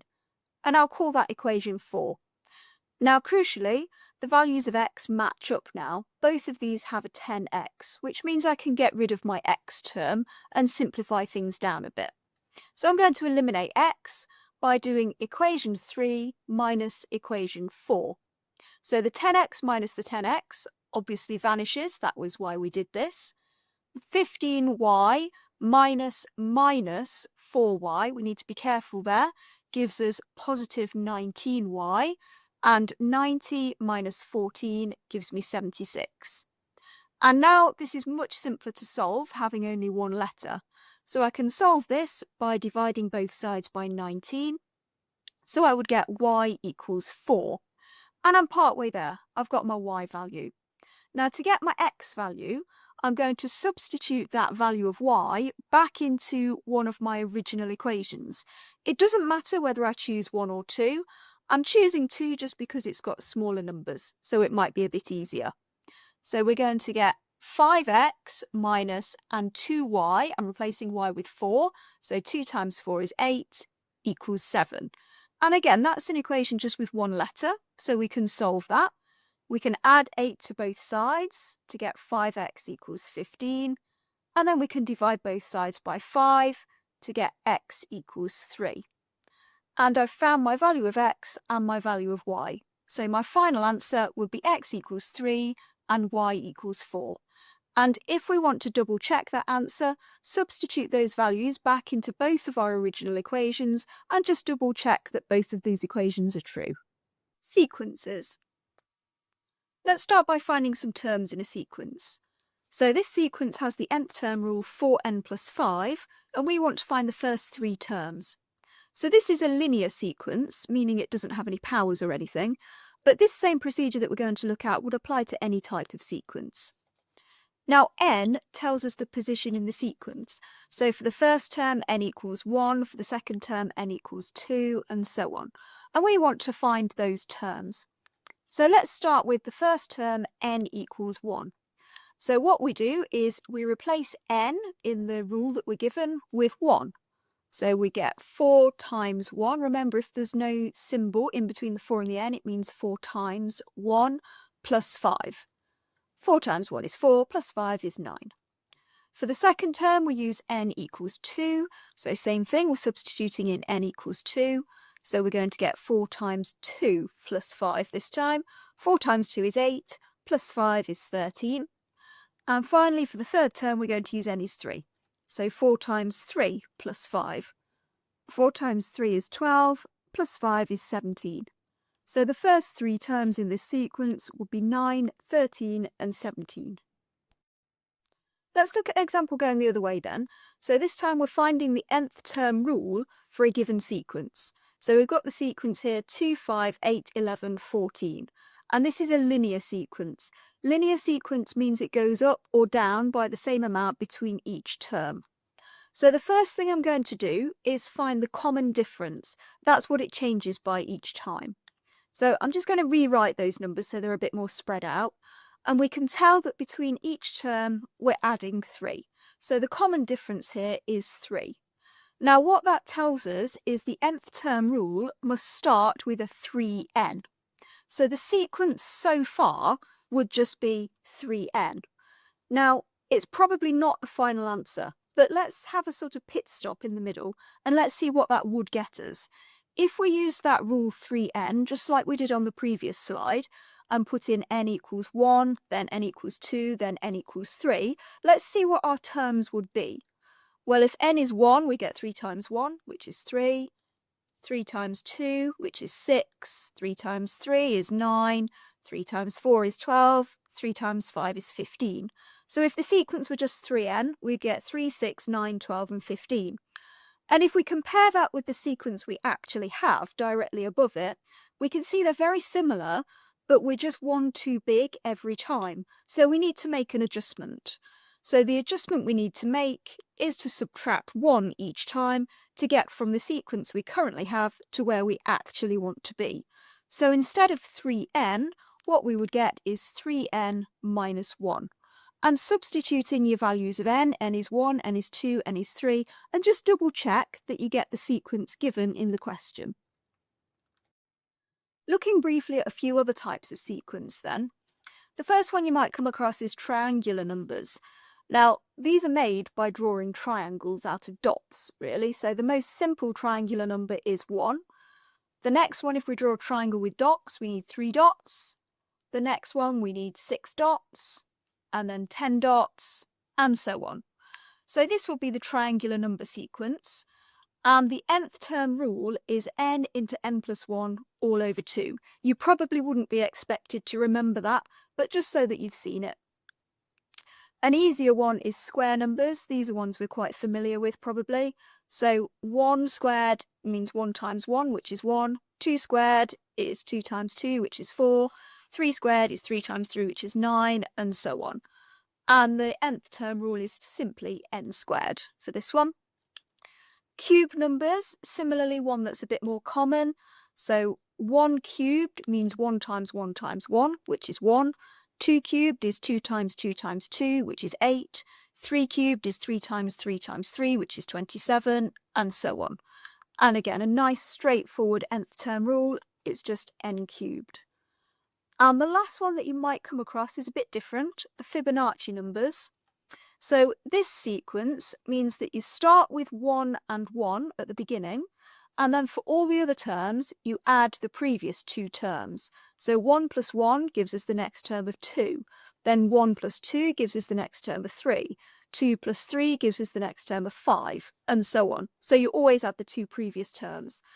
And the nth term rule for this is really beyond the scope of this level, so you wouldn't be expected to know that. Struggling with revision, want a simple way to prepare for your GCSEs? At Pass GCSE, you'll find complete online courses for maths, English, science and biology, all designed to help you pass your GCSEs the first time or on a resit.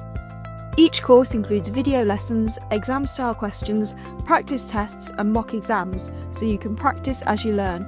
You'll also get instant marking, progress tracking, AI marking and full tutor support if you need help. Everything is online, so you can revise at your own pace whenever it suits you. Whether you're a school student or an adult learner, these courses are the easiest way to get ready for your exam. Visit passmygcse.co.uk and start your course today. Let's look briefly at coordinates. So if we have a grid like this, then a coordinate point will tell us where to plot the point on that grid. So the first number is the x-coordinate, which always tells us the distance across from the centre, and the second number is the y-coordinate, which tells us the distance up or down from the centre. So if, for example, we wanted to plot the point 2, 5, we'd start in the centre of the grid at 0, 0, we'd go across 2 units, and it's in the positive direction, so to the right, and then we would go up 5, because it's a positive number, we go up. So 2 units across, 5 units up will get us here. If we had 3 minus 1, we again start in the middle at 0, 0. We'd go 3 units to the right because it's a positive number, and then we go 1 unit down because it's minus 1. So we would end up here, 3 minus 1. If we had minus 4, 2, we'd start in the middle again. We'd go to the left 4 units because it's minus 4, and then we go up 2 because it's positive 2. So we'd end up here. And finally, in the last quadrant, if we had minus 5, minus 2, we'd start in the middle again at 0, 0. We go 5 units to the left and then 2 units down because both of those are negative. So we would end up here. Let's look at straight line graphs. Let's look at this example then. So we need to plot the line y equals 2x minus 3 on these axes that we've been given. Now, sometimes you might be given a table of values like this that's partly filled in. Sometimes you might not. If not, then I would recommend drawing one out. So the x values relate to the x values across the x-axis on the grid, and the y values are the points we want to find so that we can plot them. So for each x value, we need to find the corresponding y value. And to do that, we're going to substitute it into the equation of the line that we've been given. Take the x values in turn then. So I always recommend starting with the positive x values because positive numbers are always easier to substitute. So if I start with x equals 3, substituting it into the given equation, I get y equals 2 times 3 minus 3. Well, 2 times 3 is 6, minus 3 gives me y equals 3. So that will be my first coordinate point. X is 3 and y is 3. And we fill in the rest of the table similarly. So next up, if I substitute in x is 2, I'd get y equals 2 times 2 minus 3, which is 1. The next one is already given to us. Substituting in x is 0, y equals 2 times 0 minus 3, which is minus 3. And finally, substituting in x is minus 1, we get 2 times minus 1, and then minus 3. Careful with your minuses here, and we get minus 5. Now with straight line graphs, as a double check, we notice that there's a pattern on these y values, so there's a difference of 2 between all of those, and there will always be a similar sort of pattern, the same difference between them for straight line graphs. Once you've got your table of values then, all we need to do is plot the points. So these act as coordinate points. So starting from the left-hand side, we've got minus 2, minus 7, and on the grid, we can plot that as minus 2 across, minus 7 down. Minus 1, minus 5, 0, minus 3, 1, minus 1, 2, 1, and finally 3, 3. And we can see they form a straight line, and we can join it up like this. If you've got points that aren't on that straight line, then that's a sign you've gone wrong somewhere. But this is a straight line, so that will be our final answer. Let's look at gradients then. So there are two types of gradient. If we have a line that slopes this way, going uphill from left to right, then that's a positive gradient. And if we have a line that slopes the other way, so if it's going downhill as we go left to right, that will be a negative gradient. Let's look at an example then where we find the gradient and the y-intercept from a given graph. So I've split this question into two parts. We need to find the gradient and the y-intercept of the line that we've been given. And for part B, we're going to use that information to find the overall equation of the line. Let's start by finding the gradient then. So the gradient is the change in y over the change in x. Now, when you're finding the gradient of the line, I like to find 2 points on the line that are at convenient grid points. So you don't want points that go halfway through a square. You want to choose points that go exactly through grid points on the graph. So I'm choosing these points here. And what we want to find is the change in y over the change in x. Now the change in y, the y-axis goes up and down. So the change in y is the distance up between these 2 points. So we can see that's 3 squares, and the change in x is the distance across between these 2 points we've identified, and we can see that's 2 squares there. So that tells us that the gradient is 3 over 2, the change in y over the change in x. And it's fine to leave that as a fraction. Don't feel that you have to put it as a decimal. Okay, the y-intercept then, that's nice and easy. Y-intercept just means where the line that we're given crosses the y-axis. And we can see clearly from the graph that that's at the point -3. So the y-intercept would be -3. Now we can use this then for part B to find the equation of the line. Now the equation of a line takes the form y equals the gradient, which will be a number, multiplied by x, plus the y-intercept, which will also be a number. And we've actually identified what those numbers are in part A, so we can just fill those in. So y equals 3 over 2x minus 3. And that will be our final answer for the equation of this line. Let's look at an example where we find the gradient and the y-intercept, but this time from an equation then. Now I think this is easier. So we'll be given an equation of the form y equals mx plus c.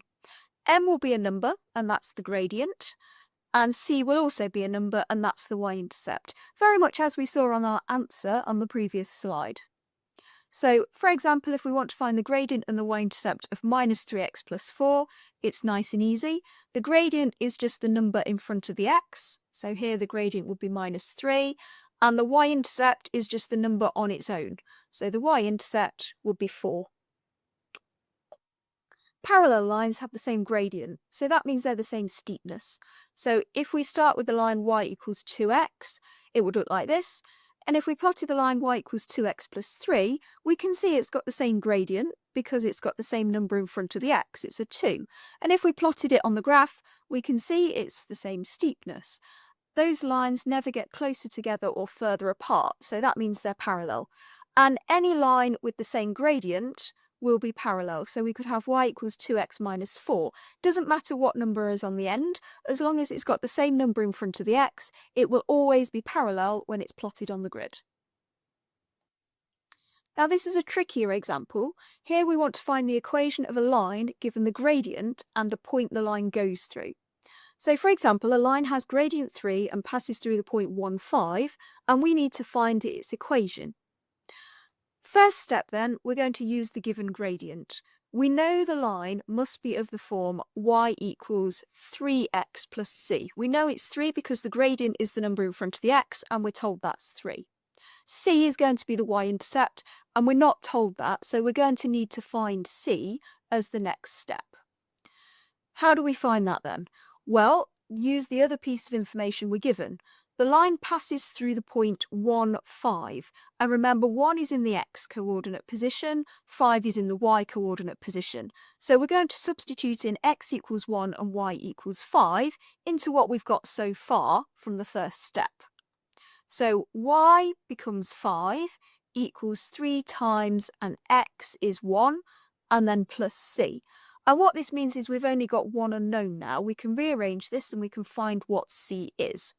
So simplifying down, 5 equals, well, 3 times 1 is just 3, plus c. And from that, we can tell that c must equal 2. And that gives us all the information we need now. So I'm going to go back to the equation that I found in the first step, and I'm going to put in c equals 2. So my final equation is going to be y equals 3x plus 2. Now this is another fairly tricky example. So we want to find the equation of a line given 2 points. So for example, a line passes through the point 4, 7 and the point 5, 9, and from that we need to find its equation. First step then, we want to find the gradient. Now we're not told it this time, but we do know the gradient is the change in y over the change in x. Now the y coordinates are always the second coordinates in the points, and the x coordinates are always the first ones, so I've colour-coded these. So the change in y is the difference between the points 7 and 9. So 9 minus 7 on the top, and the change in x is the difference between 4 and 5. So 5 minus 4 on the bottom. And we can fill those in. So 9 minus 7 is 2, 5 minus 4 is 1. So the gradient is going to be 2 over 1, which is obviously just 2. So the gradient of the line must be 2. And from here, it's very similar to the previous example that we worked on.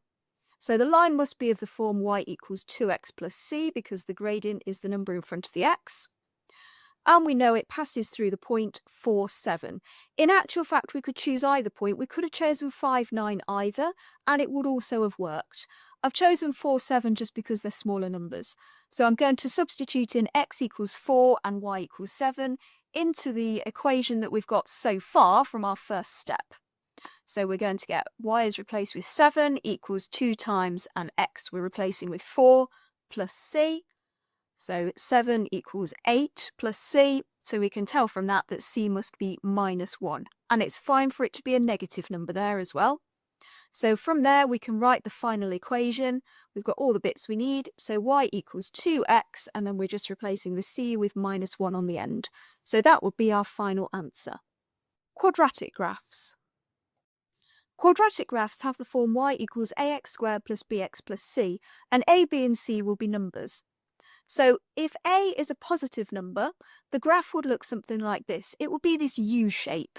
So we could have something like y equals 2x squared plus 6x minus 4. We could also have something like y equals 3x squared minus 3x. So in that case, the c on the end is 0, and that's okay. We could even have something like y equals x squared. So in that case, both the value of b and c are 0. And that's okay as well, as long as we've still got an x squared term. If we have a negative value of a then on the front, the graph would look something like this. It would be the upside down, so a kind of N-shaped graph, N for negative. So something like y equals minus 3x squared minus 4x plus 6 would count as a negative quadratic. Similarly to before, we could have y equals minus 8x squared plus 5. So in that case, we've got no x term, so the b would be 0. And we could even have something like just y equals minus x squared. As long as we've got an x squared term, it still would be a quadratic graph. Let's look at the roots, y-intercept and turning point of quadratic graphs then. So the roots of a quadratic are the values of x where the quadratic equals 0. So if you've got a picture, it's where the graph crosses the x-axis. The y-intercept is very similar to what we saw in straight line graphs then. That's where the graph crosses the y-axis.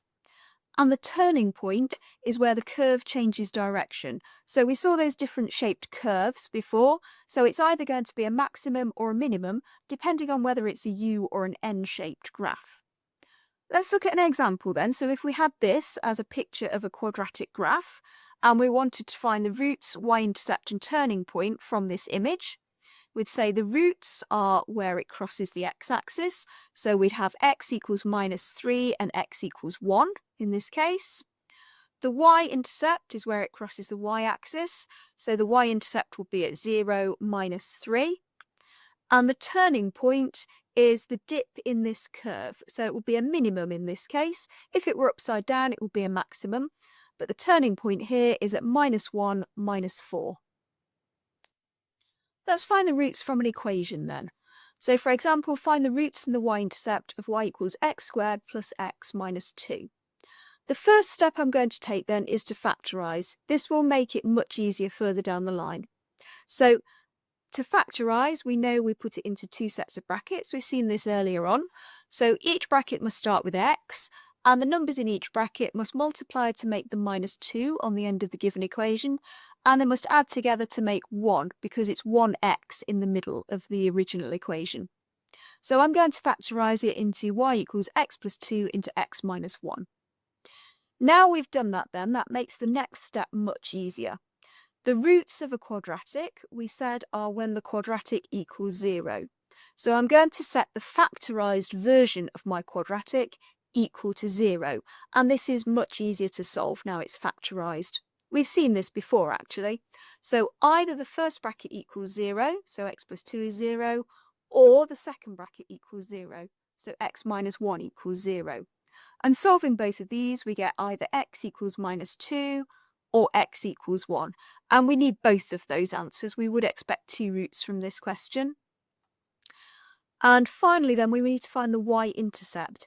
Now this isn't so easy when we've not got a picture to look at. But the y-intercept is always when x equals 0. When any line crosses the y-axis, the x-coordinate will automatically be 0. So what we need to do is substitute in x equals 0 to the original equation that we were given in the question. So I'm going to say y equals, and in place of x, I'm going to write 0 squared plus 0 minus 2. And 0 squared plus 0 is obviously just 0, so that becomes y equals minus 2. So the y-intercept would be, well, we know the x-coordinate would be 0, and the y-coordinate is minus 2. Now, if a question asked you to from this point, you could do a little sketch of the graph. And if we had a grid given to us like this, we could do a little sketch here. So we've got the roots at minus 2 and 1, which is where it crosses the x-axis. We know it's a U-shaped graph because we've got a positive number in front of the x squared. It's essentially just a 1x squared. And we know that the y-intercept is at 0, minus 2. So it crosses the y-axis at the point minus 2. So this is what it would look like visually. Recognizing, sketching, and interpreting other graphs. So we've looked in some detail at straight line and quadratic graphs, but there are some other types of graph that it's useful to have some sort of knowledge of. So cubic graphs is something that it's worthwhile being able to recognize. So these have the form y equals ax cubed plus bx squared plus cx plus d. And similar to quadratics, a, b, c and d would be numbers. And similar to quadratics again, there are two different types. One of them is if you've got a positive value of a, and that would have this shape. Now the wiggle might be more or less extended depending on the values in the question, but crucially it would start at the bottom on the left hand side and it would finish at the top on the right hand side if it's a positive cubic graph. And examples might be something like y equals 2x cubed plus 6x squared minus 4x plus 3. And as we saw with quadratics, the b, c and d could actually be 0. So we could have y equals 3x cubed minus 2x, or even just y equals x cubed. As long as there's an x cubed term, it's still a cubic graph. And the other type is it's essentially a flipped version. It goes the other way. So it starts off in the top left-hand corner and it finishes in the bottom right-hand corner if we have a negative value of a. So similar examples, y equals minus 3x cubed minus 5x squared plus 6x minus 4. We could have just y equals minus 8x cubed plus 3x, so the b and the d term would be 0, and we could just have y equals minus x cubed, and that would still count as a cubic graph. Another type of graph it's worth being able to recognise then is a reciprocal graph, and these have the form y equals a over x, where a is a number. Now, really, the only one you need to know is y equals 1 over x for reciprocal graphs. And that looks like this. So it comes in two halves, and points to note is both of the halves go through 1, 1 for the positive section and minus 1 for the negative section. And then the tails on the graphs, these are called asymptotes. So they get closer and closer to the axes, but they never quite cross over them. So just worth being able to recognise. If you were asked to plot any of these graphs, then the technique I would recommend is using a table of values, and we saw that earlier on when we did straight line graphs, and the same technique would work for any shape of graph. So sometimes you might have real life graphs that come up, and these are a lot less standard because they can take any context. So I've got a few examples here, something like this, where we've got the cost in pounds at the side and the time in hours along the bottom. So this could be, for example, a plumber charging for hours of work that he does on a job. So you can see it starts at 20, so that will be a £20 call-out charge before he's done any work, and then the cost goes up depending on how many hours he works. And it's often gradient that dictates cost per hour in this case. So the gradient is usually something per something in these questions, and we've seen how to find the gradient before if we needed to do that. Couple of other examples then, we could have the depth in centimetres and time in days. This one's decreasing, so it could be something like the depth of a puddle is decreasing in days of sunshine, and the gradient would count as the depth per day for this example. And one last one, they don't always have to be straight line graphs. So we could have something like the water flow in litres and time in seconds. So water is flowing out of something. It starts off flowing more slowly and it gets quicker as time goes on, hence the curve. And the gradient here will be litres per second. So this will count as a rate of flow. So just a few examples from real life. Another type of real-life graph then is a distance time graph, and these show us a journey over a period of time. Some key points then with distance time graphs: the gradient of each line tells us the speed. A flat section means there's no speed at all, so the person will be stopped on their journey. A steeper line means a greater speed. And a negative gradient means we're coming back towards our start point. Let's look at an example then. So we can see here we've got distance at the side in miles and time across the bottom. And this journey is split into 4 sections here. Let's take each of these sections in turn. So for part A, we can see we've travelled 25 miles in 1 hour because we've gone from 0 to 25 in the direction of the distance, and it's taken 1 hour between 10 o'clock and 11 o'clock. And we can work out the speed as well, because we know that the speed is the gradient of the line. Well, gradient is change in y over change in x. Change in y is the distance up, which is 25. Change in x is the distance across, which is 1 hour. So the speed is 25 over 1, which is 25 miles per hour. Section B then is a flat line. That's easy. That means we're not moving, and it's for 1 hour between 11 o'clock and 12 o'clock. Section C, we're on the move again because we've got a diagonal line. So we can see we've travelled 10 miles from 25 miles to 35 miles, and it's taken 2 hours from 12 o'clock till 2 o'clock. And again, we can work out the speed, changing y over change in x, so that's 10 miles over 2 hours, so that's 5 miles per hour, so slower than we were before, and it's not such a steep line. And finally, section D, we can see that we've travelled 35 miles. We've gone from a distance of 35 down to 0, and it's taken us 2 hours from 2 o'clock till 4 o'clock. And because we've got that negative gradient, it means we're coming back towards the start point. And we can work out the speed again, changing y over changing x. So we've got 35 miles divided by 2 hours, so 17.5 miles per hour. The final type of real-life graph we might need to see then is a velocity time graph, sometimes called a speed time graph either. So these are fairly similar to before, but a few key differences from a distance time graph. This time the gradient tells us the acceleration, so when something's getting faster. A flat section means a constant velocity or a constant speed. It doesn't mean we're stopped, it just means we're not changing our speed for that section of the journey. And a negative gradient means we're decelerating or getting slower. Let's look at another example then. So we can see we've got velocity in meters per second up the side and time in seconds across the bottom. And again, we've split this journey into sections, and let's take each section in turn as we did before. So for section A, it's a diagonal line, so that tells us we're accelerating, and we've gone from 0 to 15 meters per second, and we've done that over 10 seconds, from 0 to 10 on the time axis.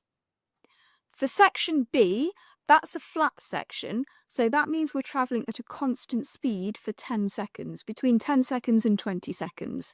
It doesn't mean we're stopped, it just means we're travelling at a constant speed, so we're at 15 meters per second for that whole duration of section B. For section C, we're accelerating again because we've got a diagonal line, so we've accelerated up to 40 meters per second, and we've done that over 10 seconds, between 20 and 30 seconds of the journey. And finally for part D, we've got a negative gradient, so that means we're decelerating or getting slower, and we've gone right back down to 0 meters per second, and we've done that over 30 seconds, between 30 and 60 on the time axis. Struggling with revision, want a simple way to prepare for your GCSEs? At Pass GCSE, you'll find complete online courses for maths, English, science and biology, all designed to help you pass your GCSEs the first time or on a resit. Each course includes video lessons, exam-style questions, practice tests and mock exams, so you can practice as you learn. You'll also get instant marking, progress tracking, AI marking and full tutor support if you need help. Everything is online, so you can revise at your own pace whenever it suits you. Whether you're a school student or an adult learner, these courses are the easiest way to get ready for your exam. Visit passmygcse.co.uk and start your course today. Let's take a look at ratios. Let's start with equivalent ratios. When simplifying ratios, we divide all parts of the ratio by the same number. So for example, let's write 16 to 4 in its simplest form. Now this is quite similar to when we looked at simplifying fractions. What we want to do is find a number that goes into both 16 and 4, and that's what we want to divide both parts of the ratio by.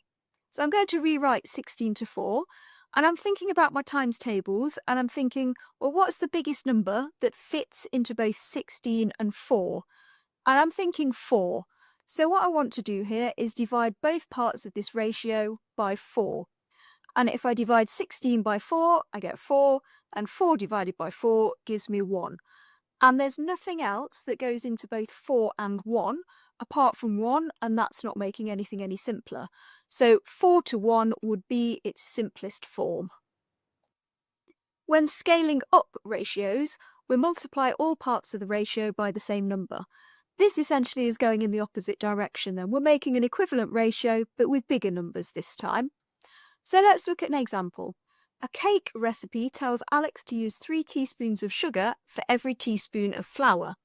How many teaspoons of sugar should he use if he uses 4 teaspoons of flour? Let's summarise that information then. We've got sugar to flour, I'll call that S to F, and we know the ratio that we're given is 3 teaspoons of sugar for every 1 teaspoon of flour, so that ratio would be 3 to 1. Now the question says how many teaspoons of sugar should he use if he uses 4 teaspoons of flour. So that means the F part of the ratio is going to be 4 teaspoons of flour. So we're scaling up, and we want to know what we've multiplied up by. So to get from 1 to 4 on the flour section of the ratio, we can see we've multiplied by 4. So we want to do the same on the sugar side of the ratio. We need to do the same to both sides. So 3 times 4 would get me 12. So therefore, we're going to have 12 teaspoons of sugar that we would use. Writing ratios as fractions. For example then, red and green stickers are in a pack in the ratio 5 to 3. Now if we wanted to express these in fractions, there's different ways we could do it depending on the question. We could say there are 5/3 as many red stickers as green stickers, and we can see hopefully from the colour coding there where I've got the 5 and the 3 from. Alternatively, we could say there are 3/5 as many green stickers as red stickers. And if we wanted to look at the pack as a whole, well, there are 5 plus 3, which is 8 parts in the whole pack. So we could say 5/8 of the stickers are red and 3/8 of the stickers are green. Dividing an amount in a ratio. Let's look at an example then. So Jane and Hannah have £35. They share the money in the ratio 3 to 4. How much do they each get? So what we're doing here is we're sharing £35 between 2 people, but they don't get the same amount of money each. One of them is going to end up with more than the other. So to start with then, we know that there are 3 plus 4, which equals 7 parts in total of the whole ratio. So what that means is that all 7 parts added together must equal £35 because that's the whole amount of money. Now what we want to do is find how much money 3 parts is, and that relates to Jane, and how much money 4 parts is, and that relates to Hannah. Now, as a stepping stone to finding that, I like to find what 1 part equals. So to get from 7 parts down to 1 part, we divide by 7, and therefore we divide the amount of money by 7 as well. And £35 divided by 7 would be £5. So 1 part of the ratio would be £5. But we're not there yet, because we don't actually want to know 1 part of the ratio. We want to know how much money 3 parts is and how much money 4 parts is. So we can use 1 part as that stepping stone. We want to get 3 parts, and to get from 1 part to 3 parts, we multiply by 3. So £5 times 3 would be £15, and that will be how much Jane gets. And we also want to know how much Hannah gets, and that's 4 parts. So we take our 1 part and we multiply it by 4 this time. And £5 times 4 is £20. So that's how much money Hannah would get. And if we wanted to double check this, well, we know that Jane and Hannah's share of the money added together should get us back up to £35 because that's how much they had to share in the first place. So 15 plus 20 does indeed get back to 35. So that tells us we've got the right answer. Finding a total amount. So for example, orange paint is made by mixing red and yellow paint in the ratio 2:3. John uses 100 millilitres of red paint and then adds the yellow paint. How much orange paint will John have at the end? So here, we're not told the overall amount of orange paint. That's what we want to find. We want to find the total. What we're told here is one section of the ratio. So we're told the red paint is 100 millilitres. So we're going to need to use that. Let's write that as the first step then. So to summarise, the red paint relates to 2 parts of the ratio, so 2 parts equals 100 millilitres. And from here, the technique is fairly similar to what we saw on the previous example. So I'm going to find 1 part again as a stepping stone, and if 2 parts is 100 millilitres, well, 1 part is we're going to divide by 2, which gives us 50 millilitres. Now what we want to know is the overall amount of paint at the end. So there are 2 plus 3, which equals 5 parts in total in the whole amount of orange paint at the end of this. So we want to know how many millilitres is 5 parts. Well, to get from 1 part to 5 parts, we multiply by 5, and therefore we need to do 50 millilitres multiplied by 5 as well, which gives us 250 millilitres. So therefore, there will be 250 millilitres of orange paint at the end. Part to whole ratios. Punch is made using orange juice and mango juice. The ratio of orange juice to punch is 3:7. What is the ratio of orange juice to mango juice? So here, we're told that 3 parts is just the orange juice, whereas 7 parts is the whole punch. So that includes both the orange juice and the mango juice. It's the whole lot put together. Now, it just requires a bit of logical thought here, really.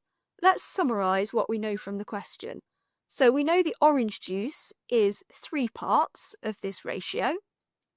The whole punch is 7 parts of the ratio, and we know that also includes the orange juice within that. So the mango juice must be the bit between them. So the mango juice must be the 7 parts minus the 3 parts of orange juice, which will be 4 parts of mango juice. So therefore, we can say the ratio of orange juice to mango juice is 3:4. Percentages. Percentage means the number of parts per 100. So here's some common fractions, decimals and percentages. And we have seen something like this before. We've done conversions between fractions, decimals and percentages. But these are ones that come up a lot. So 25% means 25 out of 100. And as a fraction, we can simplify that to a quarter. And as a decimal, 0.25. Similarly, 50%, 50 out of 100, which simplifies to a half, 0.5 as a decimal. 75%, 75 over 100, 3/4, 0.75.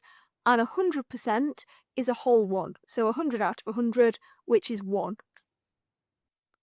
Let's work out the percentage of an amount. For example then, let's work out 12% of 50.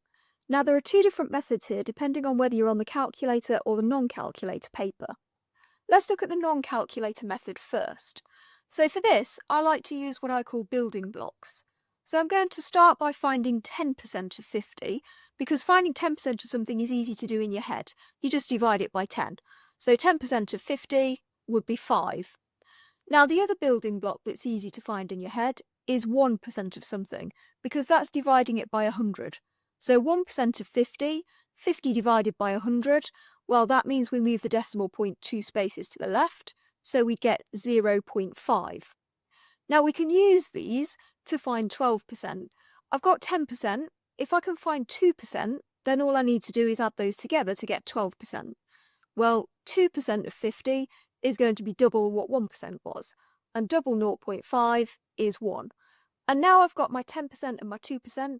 If I add those together, that will get me 12% of 50.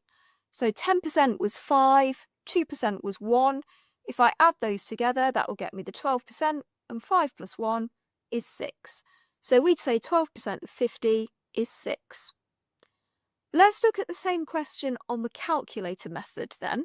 So if we had a calculator available to us, what I would say is 12% of 50 is 12 out of 100. Remember, percent is out of 100, so 12 out of 100 times 50.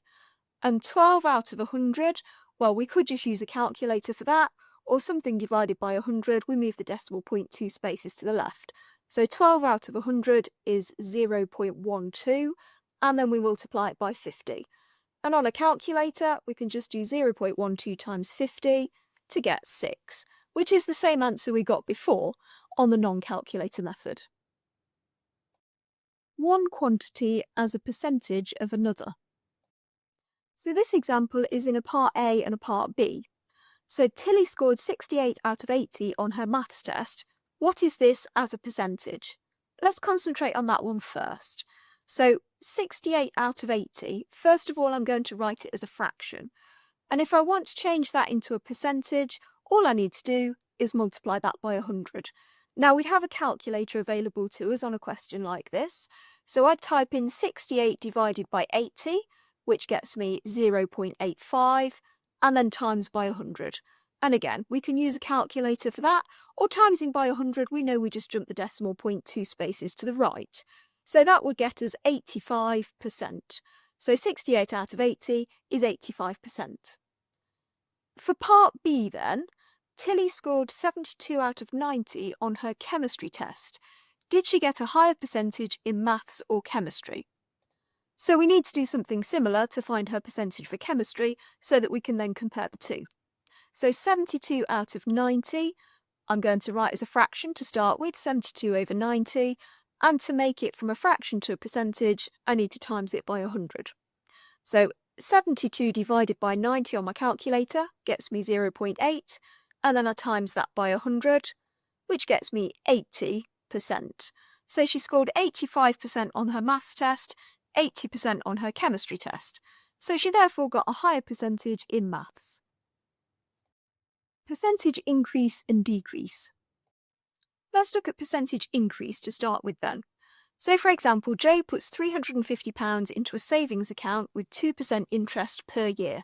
How much will he have at the end of the year? So it's a percentage increase question because we're going to end up with more money than we started with. So if we've got 2% interest per year, that means we start with the full original amount and then we're adding on an additional 2%. So I like to think of this as 100%, which was what we started with, plus an extra 2%. So at the end of it, we're going to have 102% if we add those together. And what we really want is to get this as a decimal because we want to use a calculator for this sort of question. So to get from a percentage to a decimal, we divide it by 100, which means jumping the decimal point 2 spaces to the left, or if you're not comfortable with that, we have got a calculator on a question like this, so just 102 divided by 100, which gets me 1.02 as a decimal. Once I've got that decimal then, that's like my magic number. I just need to multiply my original amount by that decimal to get my final amount. So my final amount at the end of the year would be £350 multiplied by 1.02. And that comes out as £357. Let's look at a percentage decrease example as well then. So a coat normally costs £80. In a sale, it is reduced by 35%. How much does it cost now? So obviously this is going down instead of going up, but otherwise the technique is very similar. So we're starting this time with 100%, which would have been the original price, and this time we're taking off 35% because it's reduced rather than increased. So 100% take away 35% would leave us with 65%. And we want to make this into a decimal as we did on the previous example. So percentage to decimal, we divide by 100. So 65 divided by 100 is 0.65. And once we've got that decimal, we just multiply the original amount by that decimal, So we're going to say the final amount after it's been reduced is £80 times 0.65. And we have a calculator for this again. And if we run that through a calculator, we get £52 as the sale price.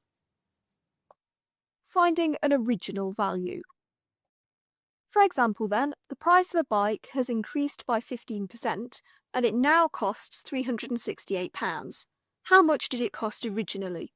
Now this is similar to percentage increase and decrease that we've just looked at, but the difference here is we're told the final price this time, and we need to work backwards to find what the original price was. The first part of the technique is fairly similar then. It's increased by 15%. So we know that 100%, which would have been the original cost, plus 15% is 115%, and that's what it is now. So 115% as a decimal, we divide by 100 as we did before to get 1.15. Now, whereas before we multiplied the original amount by our decimal, this time remember we're working backwards to get back to what it was originally. So because we're working backwards, instead of multiplying, I'm going to divide. I'm going to do the opposite. So my original amount before the price increase is going to be £368, and this time it's divided by 1.15. And we'd have a calculator for this again.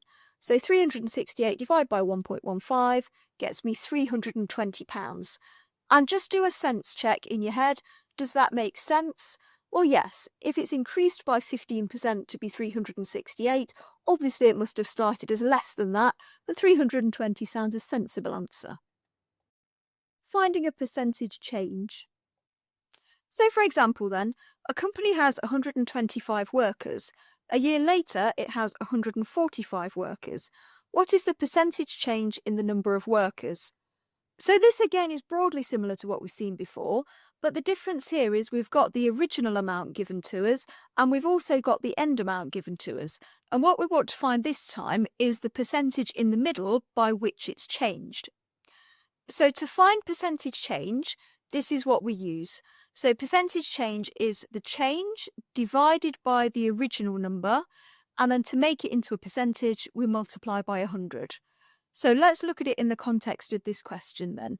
So the percentage change in the number of workers would be the change.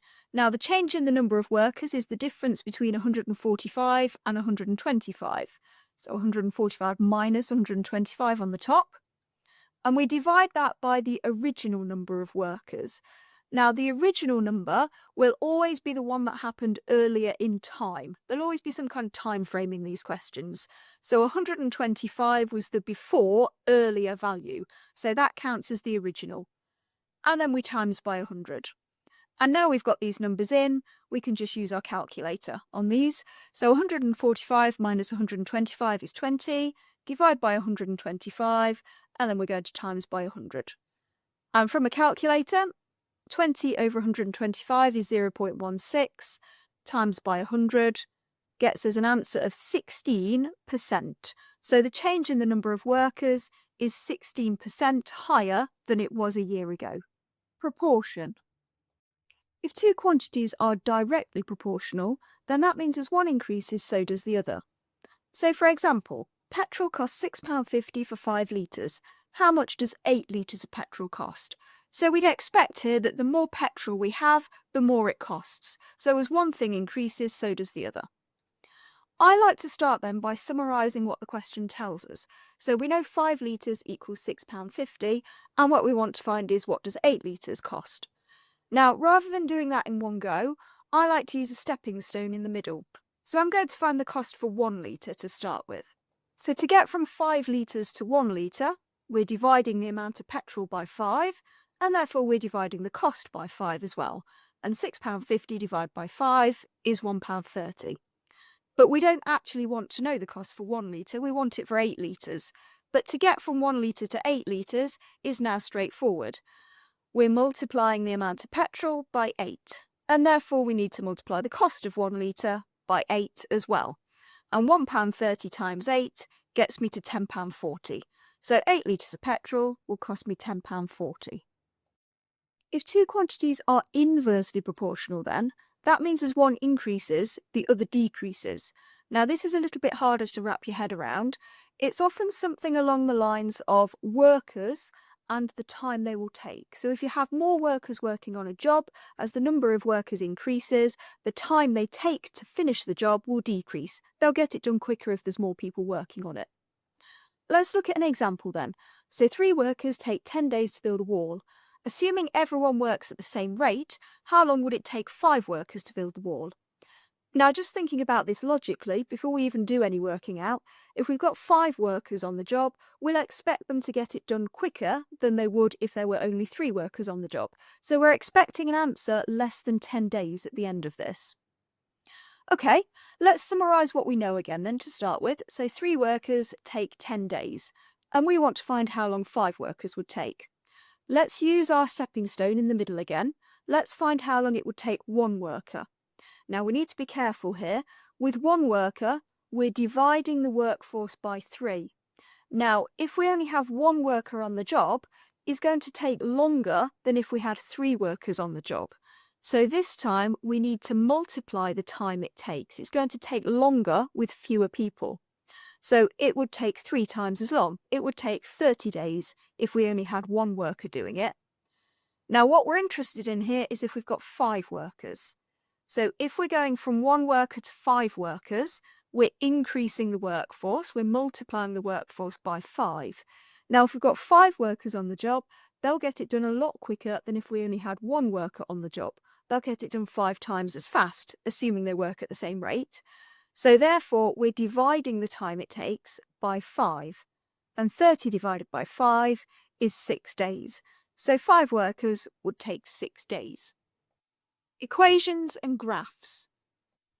Equations and graphs can also be used to show proportion then. So let's look at some examples of direct proportionality. So you might be told explicitly in words, y is directly proportional to x. A question could also present you with something like this. Now this symbol in the middle means is proportional to. So I'd read this as y is proportional to x. And what that means is y is something times x. Y could be 2 lots of x, or 5 lots of x, or a half lots of x. And it could be any number. And it could also be written like this, therefore. So y equals kx, and k could be any number in there. In terms of the graph then, if something is directly proportional to something else, it would look like this. So if y is directly proportional to x, it's just a straight line. And k would be the gradient of that line, or how steep it is. So for example, we could have y equals 2x, we could have y equals a half x, k could be any number. But if y is directly proportional to x, it will be a straight line graph like this. Another example then, y might be directly proportional to x squared. So it could be presented in a similar way with the symbol y is proportional to x squared, or we could have it as y equals kx squared, and k is a number, so we could have y is 2 lots of x squared, or 5 lots of x squared, or a half lots of x squared. The graph for an x squared then would look like this. We've seen quadratic graphs before, but still as x increases, so does y, which is the key to direct proportion. Examples there might be something like y equals 7x squared, or just even y equals 1x squared. Some examples of inverse proportionality then. So remember, that's as one thing increases, the other decreases. We could be told in words y is inversely proportional to x, or we could have the symbol, so y is proportional to 1 over x. Now with inversely proportional questions, you'll always have this number over x as a fraction. So k can be any number as before, so y could be 1 over x, it could be 5 over x, it could be 10 over x. In terms of the graph, it's going to look like this then, and we have seen the graph for y equals 1 over x before, and the graph for y equals any number over x looks pretty similar. So it could be y equals 1 over x, it could be any number, y equals 6 over x for example, and they'll always look like this, so as one thing increases, the other decreases. We could also have y is inversely proportional to x squared, and that would look fairly similar. Y is proportional to 1 over x squared this time. And we could write that as y equals k over x squared. So k could be any number. It could be 2 or 5. Y is just so many lots of 1 over x squared. And the graph again will look fairly similar. It's a little bit steeper if it's over x squared, but a similar shape. So y equals 1 over x squared, y equals 3 over x squared, y is any number over x squared, would all look fairly similar. Using an equation with proportion. So sometimes we'll be given an equation and we're given a value for x and y, and the question will ask us to find a different value for either x or y using that equation. Let's look at an example then. So if we're given the equation y equals kx squared, so we recognise that that's direct proportion, and we're told that if y equals 45 when x equals 3, find the value of y when x equals 4. So we're given some conditions, y is 45 and x is 3, and we need to use those to find a different value of y. Okay. First of all then, we're going to substitute in the given values of x and y because we need to find what k is. Remember, k is what we're multiplying by, so k could be 2 lots of x squared or 5 lots of x squared. We need to find what k is. So we're going to substitute in, and we've seen this sort of thing before. So just to reiterate, this is y equals k times x squared. I've put that times symbol in between just so we're clear that that's what the equation's telling us. Substitute in then, y is 45 and x is 3. So I'm replacing y with 45 equals k times and x becomes 3 squared. And we can work with that to find what k is. So 45 equals k times and 3 squared is 9. And 45 equals what times 9? Well, k must be 5 for that to be true. So we can now rewrite the new equation as instead of y equals kx squared, we now know it's y equals 5x squared. And that makes things a lot simpler to find the new value of y that the question wants. All we need to do is substitute x equals 4 into this new version of our equation. So we're going to get y equals 5 times and x squared becomes 4 squared. So y equals 5 times 16, which is 80. So we know that when x equals 4, y must equal 80. Mass, density and volume. Questions about mass, density and volume then tend to be about an object. So it might be a block of wood or a block of metal or something. Mass is a more technical term for the weight of something. Density means how tightly packed something is, so whether something's light and fluffy or whether it's really dense and heavy. And volume means how big it is, so it means the space trapped inside a block of something. When calculating these things then, it's useful to use the triangle here, M for mass, D for density and V for volume.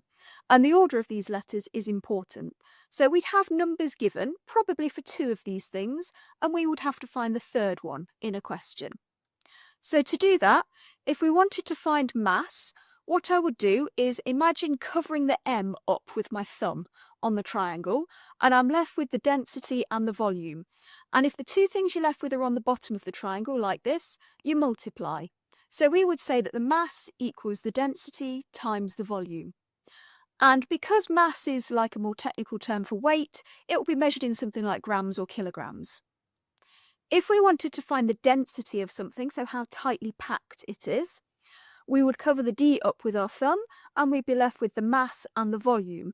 And if one's on top of the other like this on the triangle, imagine it as a fraction. So it's like top divided by bottom. So density would be mass divided by volume. And the density would be measured in something like grams per centimetre cubed or kilograms per metre cubed. Finally, if we wanted to find the volume, I would cover V up with my thumb and I'd be left with mass divided by density. And this will be in units such as centimetres cubed, metres cubed.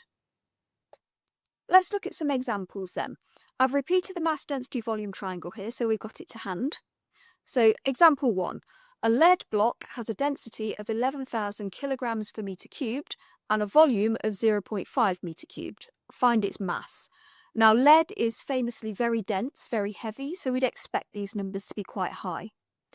Mass from the triangle then is density times volume, And all we need to do is substitute in the numbers it gives us. So the density is 11,000 and the volume is 0.5.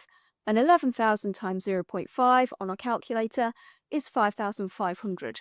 And I know it's kilograms because I'm using the units that it gave me in the question. Mass, typically grams or kilograms, and of those 2, kilograms is the one in the question. So that must be my unit for the answer. Example 2 then. A piece of wood has a mass of 9 grams and a volume of 12 centimetres cubed. Find its density. So that's how tightly packed this piece of wood is inside. Density from the triangle then is mass divided by volume. And again, all I need to do is substitute in the numbers. So mass is 9, volume is 12, and 9 divided by 12 is 0.75. And for my units, again, I use the units given in the question. It was grams and centimetre cubed in the question, so grams per centimetre cubed in the answer. And lastly then, example 3, a metal bolt has a mass of 300 grams and a density of 5 grams per centimetre cubed. Find its volume. So volume from the triangle is mass divided by density. The mass we're told is 300. The density we're told is 5, so 300 divided by 5 is 60. And for my units, it must be centimetre cubed because that was the unit given in the question. Speed, distance and time. Now, speed, distance and time are much more everyday things to think about in your head. And when calculating the speed, distance, time of things, there's a similar triangle that we use. So this time we've got distance at the top, then speed, then time. So D for distance, S for speed, T for time. And it works in very much the same way as the mass density volume triangle. So distance will be speed times time, and that will be measured in things like miles, meters, kilometers. Speed will be distance divided by time. That will be measured in something like miles per hour, meters per second, kilometers per hour. And time is distance divided by speed, and that will be measured typically in hours, seconds. Let's go through another example then. So again, I've reiterated the distance, speed, time triangle here, so we've got it to refer to. And a car travels at an average speed of 40 miles per hour. How long will it take the car to travel 16 miles? Give your answer in minutes. So we're working out the time here. How long will it take to travel 16 miles? So we'd imagine covering up time with our thumb, and we'd have time equals distance divided by speed. So this works very much in the same way we've seen before. So we're going to substitute in the distance is 16 miles, and the speed is 40 miles per hour. So 16 divided by 40 is 0.4, and my unit is hours because it was miles per hour. Hours was the time unit given in the question. Now, an important point on the end of this question, it says give your answer in minutes. So we've got a unit conversion here, and this is quite common on these sorts of questions. So to go from hours to minutes, well, there are 60 minutes in 1 hour. So to get from the number of hours to the number of minutes, we need to multiply up by 60. So 0.4 times 60 gives us 24 minutes. Pressure, force and area. One final triangle then, which is used for pressure, force and area. So this will be used again in conjunction with some sort of object with a pressure being applied to it. So F for force, P for pressure, A for area, and works in just the same way that we've seen before. So force equals pressure times area, and typically this will be measured in newtons. So you might have come across this in physics as well. Pressure would be force divided by area, and that's usually measured in newtons per metre squared. And area is force divided by pressure, and that will be measured in usually metres squared. Let's look at another example of this then. So here's the triangle as a reminder, and the question says, a box is in the shape of a cube with side length 0.5 metres. A force of 160 newtons is applied to the top of the box. Work out the pressure on the top of the box. I think it's helpful here to have a little diagram. So we've got a box in the shape of a cube with side length 0.5 metres. And we're applying a force of 160 newtons on the top of that box. And we need to work out the pressure. From the triangle then, pressure is force divided by area. Now, force from the question is 160 newtons. Area, we don't actually know from the question, so we've got to work that out first before we can go any further. Area in question, then, is the top of the box, so it's this blue area here. And we know because the box is in the shape of a cube, all of these side lengths are 0.5 meters. So the area of this shaded bit must be 0.5 times 0.5, which is 0.25 meters squared. And now we've got that information on the area, we can proceed with the question. So we can fill in force was 160 newtons, we knew that from the question given, and the area is now 0.25. So 160 divided by 0.25 is 640, and use the units from the question, so newtons per metre squared. Compound interest. Compound interest means getting interest on top of previous interest. So in the first year of an investment, you might put in a certain amount of money and you'll get interest on that. And then the next year, you'll take your original amount and the interest that you got in the first year, and you'll get interest again on all of that, and so on. Let's look at an example then. So Nisha puts £2,500 into a bank account with 4% interest per year. How much will she have after 3 years? Now, the first steps of this question, just finding the percentage increase, is fairly similar to what we've seen before. So we'd say we've got 4% interest, so we're increasing by 4% per year. So 100% will be our original amount that we put in, and we increase it by 4%. And that's 104%. And remember, we divided by 100 to make it into a decimal, so it'll be 1.04. So every time we add interest, we multiply our amount by 1.04. So the final amount after the end of the 3 years, well, let's break it down. In the first year, we'd have 2,500 times 1.04. We've increased it by 4%, and that's what we've seen before. Now, the difference here is that we want to do it for 2 more years after that. So each year that we're adding interest, we multiply by the same thing again. So after the second year, we'd multiply by 1.04 again. And after the third year, we'd multiply everything by 1.04 again. And we can type that into a calculator just as it is. A slightly more straightforward, shorter way of typing it in, though, we could say 2,500 times 1.04 cubed. Remember, we've got 1.04 times by itself 3 times, so that's the same as 1.04 cubed. And we would have a calculator for this sort of question, and if we type that in, we get £2,812 and 16 pence. And remember, anything with money, we need to round to 2 decimal places, so it's pounds and pence. Compound decay. Compound decay is a similar idea then, but this means an amount repeatedly reducing over time, rather than increasing. Let's look at an example then. So Simon buys a car for £35,000. It depreciates at 7% per year. How much will it be worth after 5 years?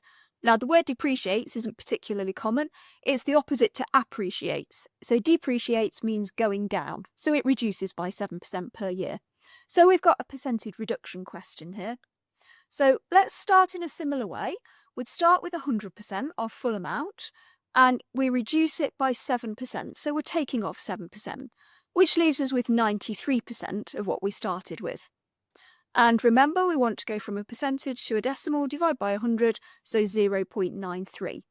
So each time we reduce our amount by 7%, we need to multiply it by 0.93. So the final amount then, after 5 years, let's break it down again. We'd start with our £35,000, and after the end of the first year, we'd multiply it by 0.93.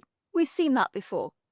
And then going into the next year, we take that amount that we've got so far and we multiply it by 0.93 again, and so on. So after the third year, we multiply again by 0.93, after the fourth year, and finally after the fifth year.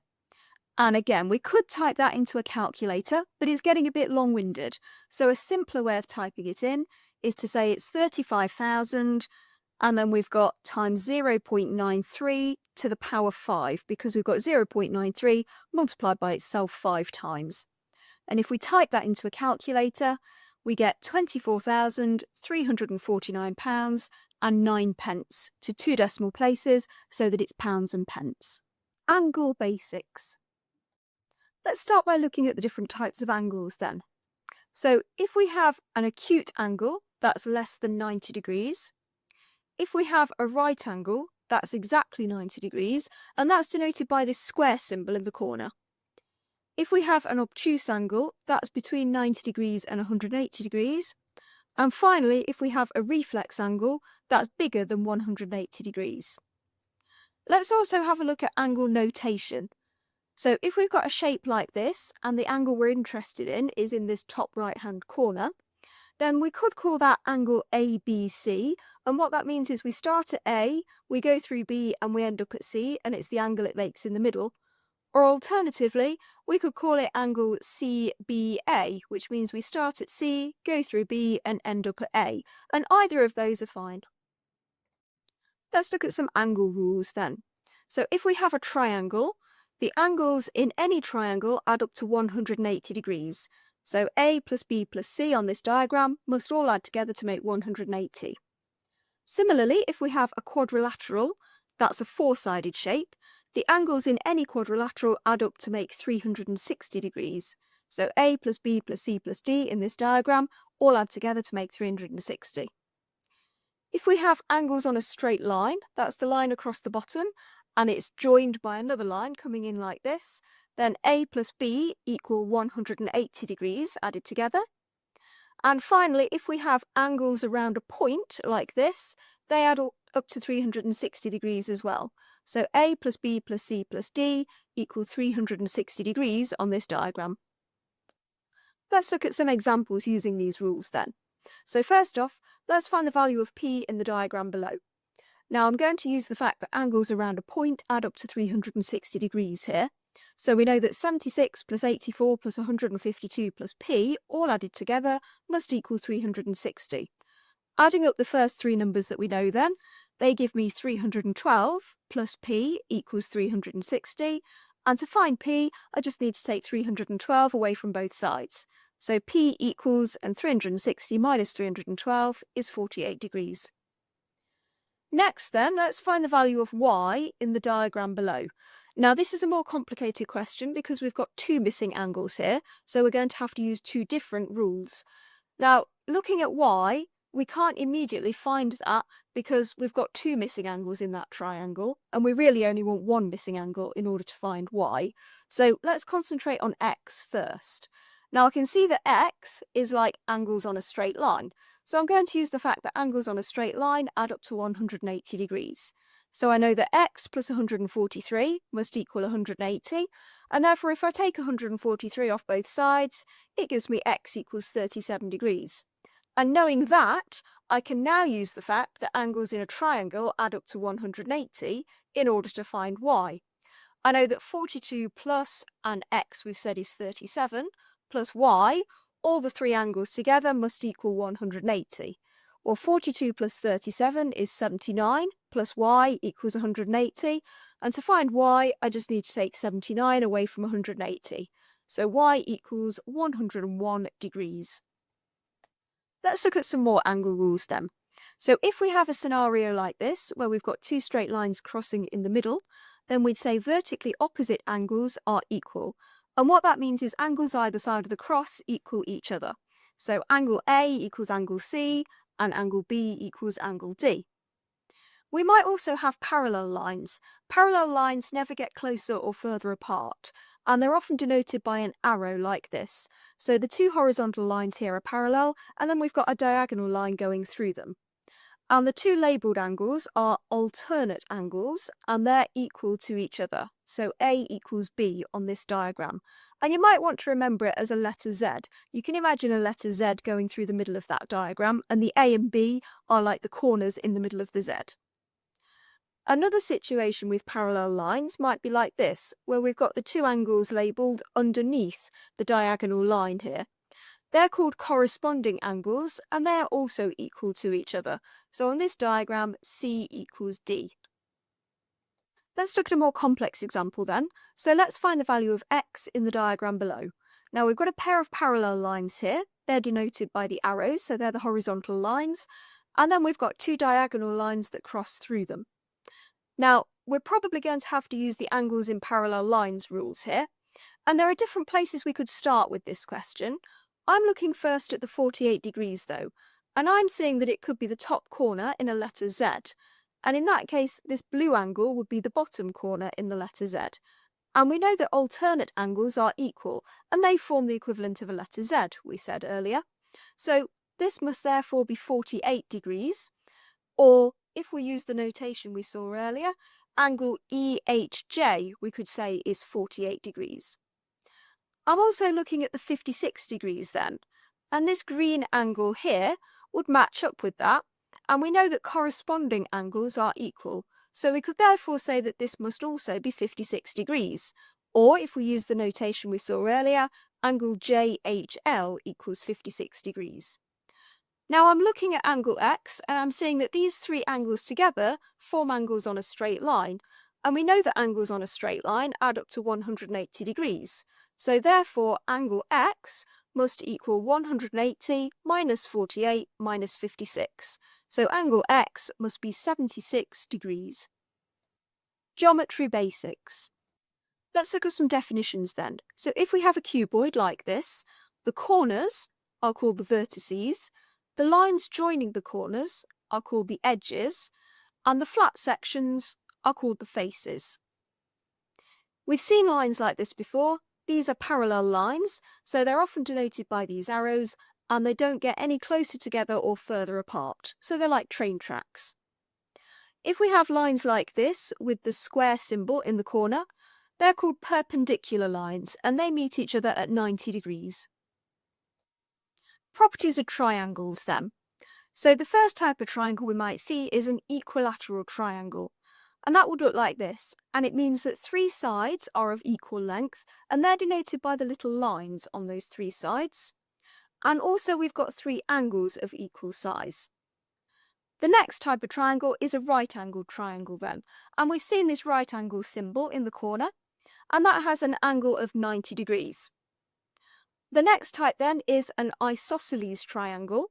An isosceles triangle looks like this, and it has two sides of equal length, and therefore we've got the dashes on two of the sides, and we've also got two angles of equal size as well. And the final type is a scalene triangle. Scalene triangle looks like this. It has no sides of equal length, and hence no dashes on the sides, and it has no angles of equal size. Let's look at a question that uses these facts then. So find the missing angle X in the triangle below. Now we can see straight away that this triangle has two dashes on the sides, which means those two sides must be equal to each other. And therefore if it has two sides equal to each other, it must be an isosceles triangle. Now we also know isosceles triangles have two equal angles, and therefore we can say that angle ACB must equal 74 degrees as well. We then also know that angles in a triangle add up to 180 degrees, and so therefore X must equal 180, take away 74, take away another 74. So X equals 32 degrees. Properties of quadrilaterals. Probably the most common type of quadrilateral then is a square. This has four right angles, as denoted by the little square symbols in the corners, and also four sides of equal length, as denoted by the dashes on all four sides. Another very common type of quadrilateral then is a rectangle. This also has four right angles in the corners, and opposite sides are of equal length, as denoted by the single dashes that match up and the double dashes that match up. A bit less common then is a parallelogram. This has two pairs of equal parallel sides, and we can see the sides of equal length have a single dash that match or a double dash that match, and the parallel sides have a single set of arrows that match or a double set of arrows that match. It also has opposite angles that are equal to each other, and adjacent angles add up to 180 degrees. Adjacent angles means angles that are next to each other. Less common again then is a trapezium. This just has one pair of parallel sides. A rhombus has four sides of equal length, as denoted by the dashes, and opposite angles are equal, and also opposite sides are parallel, as denoted by the single arrows or the double arrows again. And finally, a kite. This has two pairs of equal sides, as denoted by the single dashes or double dashes, and one pair of equal angles. Polygons are two-dimensional shapes with straight edges. So in a regular polygon, all those sides are the same length and all angles are equal as well. Let's have a look at the names of some of these regular polygons then. Now the first one we already know, an equilateral triangle has 3 sides, a square has 4 sides, pentagon has 5 sides, hexagon has 6 sides, heptagon has 7 sides, octagon has 8 sides, nonagon has 9 sides, and a decagon has 10 sides. Symmetry in polygons. So a line of symmetry is like a mirror line.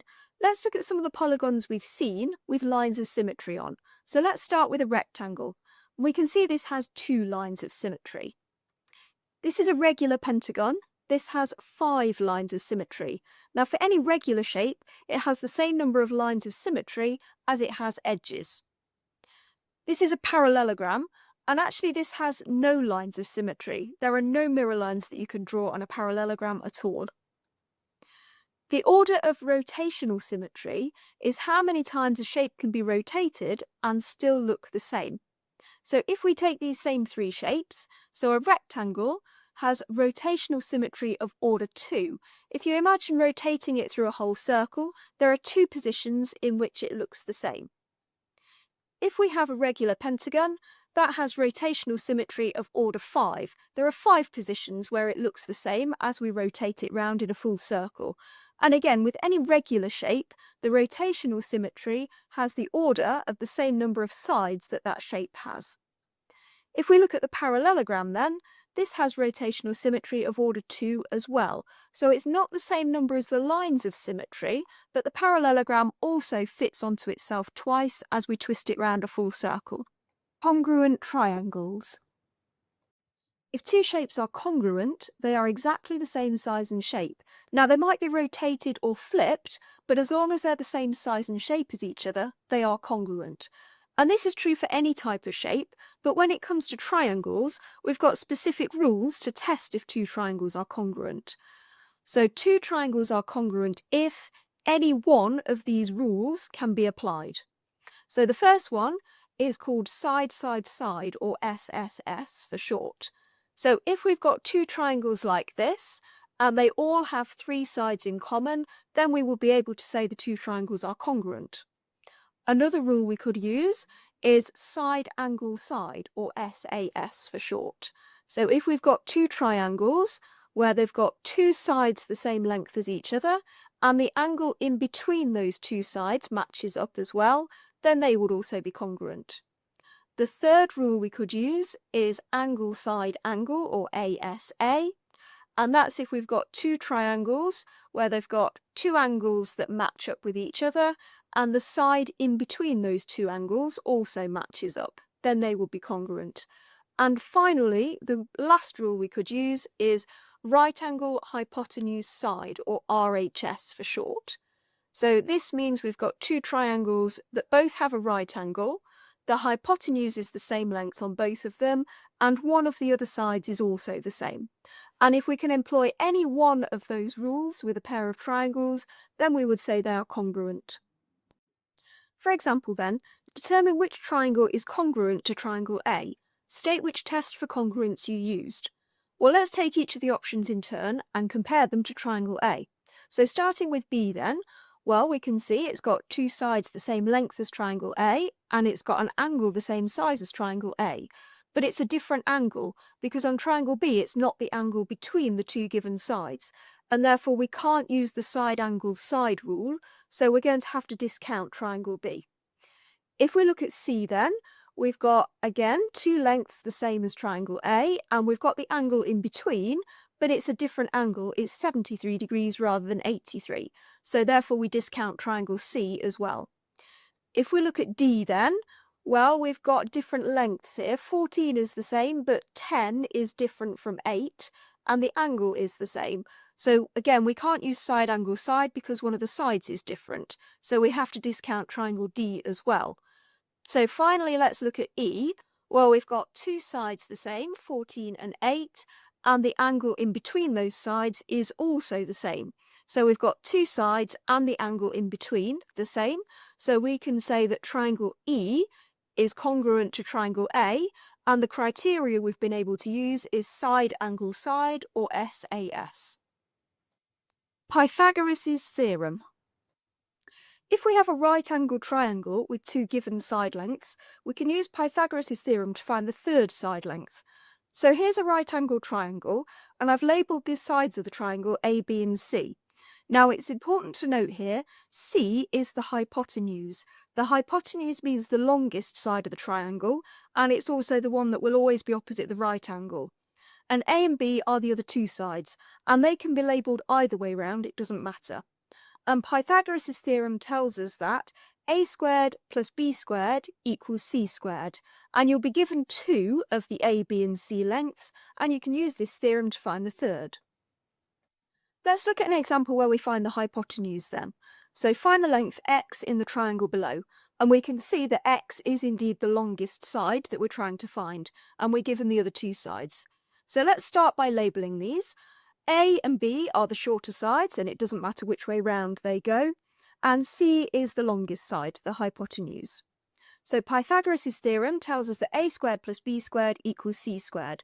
So let's fill in the lengths we know. A squared is 4 squared, plus b squared becomes 3 squared, and that equals x squared, and x is what we want to find. Well, let's start to evaluate these.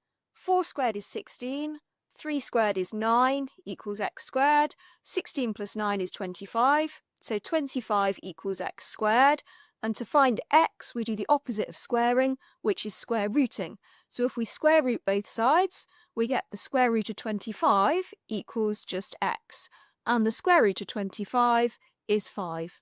So therefore, x must be 5 centimetres. Let's look at an example where we find a shorter side as well then. So for example, find length x in the triangle below. Give your answer to one decimal place. So let's start by labelling the triangle again. So A and B are the two shorter sides in either order, and C is the hypotenuse. And just to remind ourselves, Pythagoras' theorem said a squared plus b squared equals c squared. So let's again fill in the things we know. A squared is x squared, and x is what we want to find. B squared becomes 6 squared, and added together they equal c squared, which is 9 squared. So let's start to evaluate the things we know again. So this is x squared plus, and 6 squared is 36, and 9 squared is 81. Now we want to find x here, so I'm going to start by taking 36 off both sides, and that gives me just x squared left on the left-hand side, and on the right-hand side we get 81 minus 36. And 81 minus 36 is 45. So x squared equals 45, and we're nearly there, but to find x on its own, we need to do the opposite of squaring, which is square rooting. So if we square root both sides, we get x equals the square root of 45, and we would have to use a calculator for this. So x equals 6.7 centimetres, correct to one decimal place. Let's start by looking at parts of a circle. The circumference to start with then is the distance around the edge of the circle, so just the length of the outline.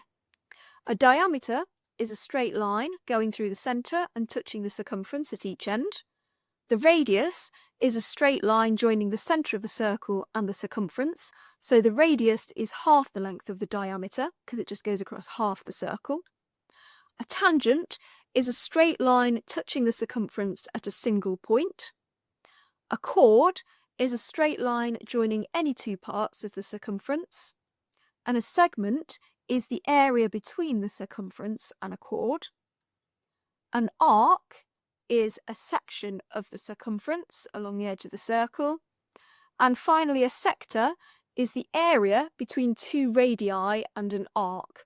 Radii is the plural of radius, so a sector is like a slice going from the middle of the circle. Let's look at how to find the circumference of a circle. So remember, the circumference was the distance around the edge of the circle, and to find it we say it's pi times d, where d is the diameter. Now pi is a very specific number, it's just a bit more than 3. There should be a pi button on your calculator to use. Let's look at an example then.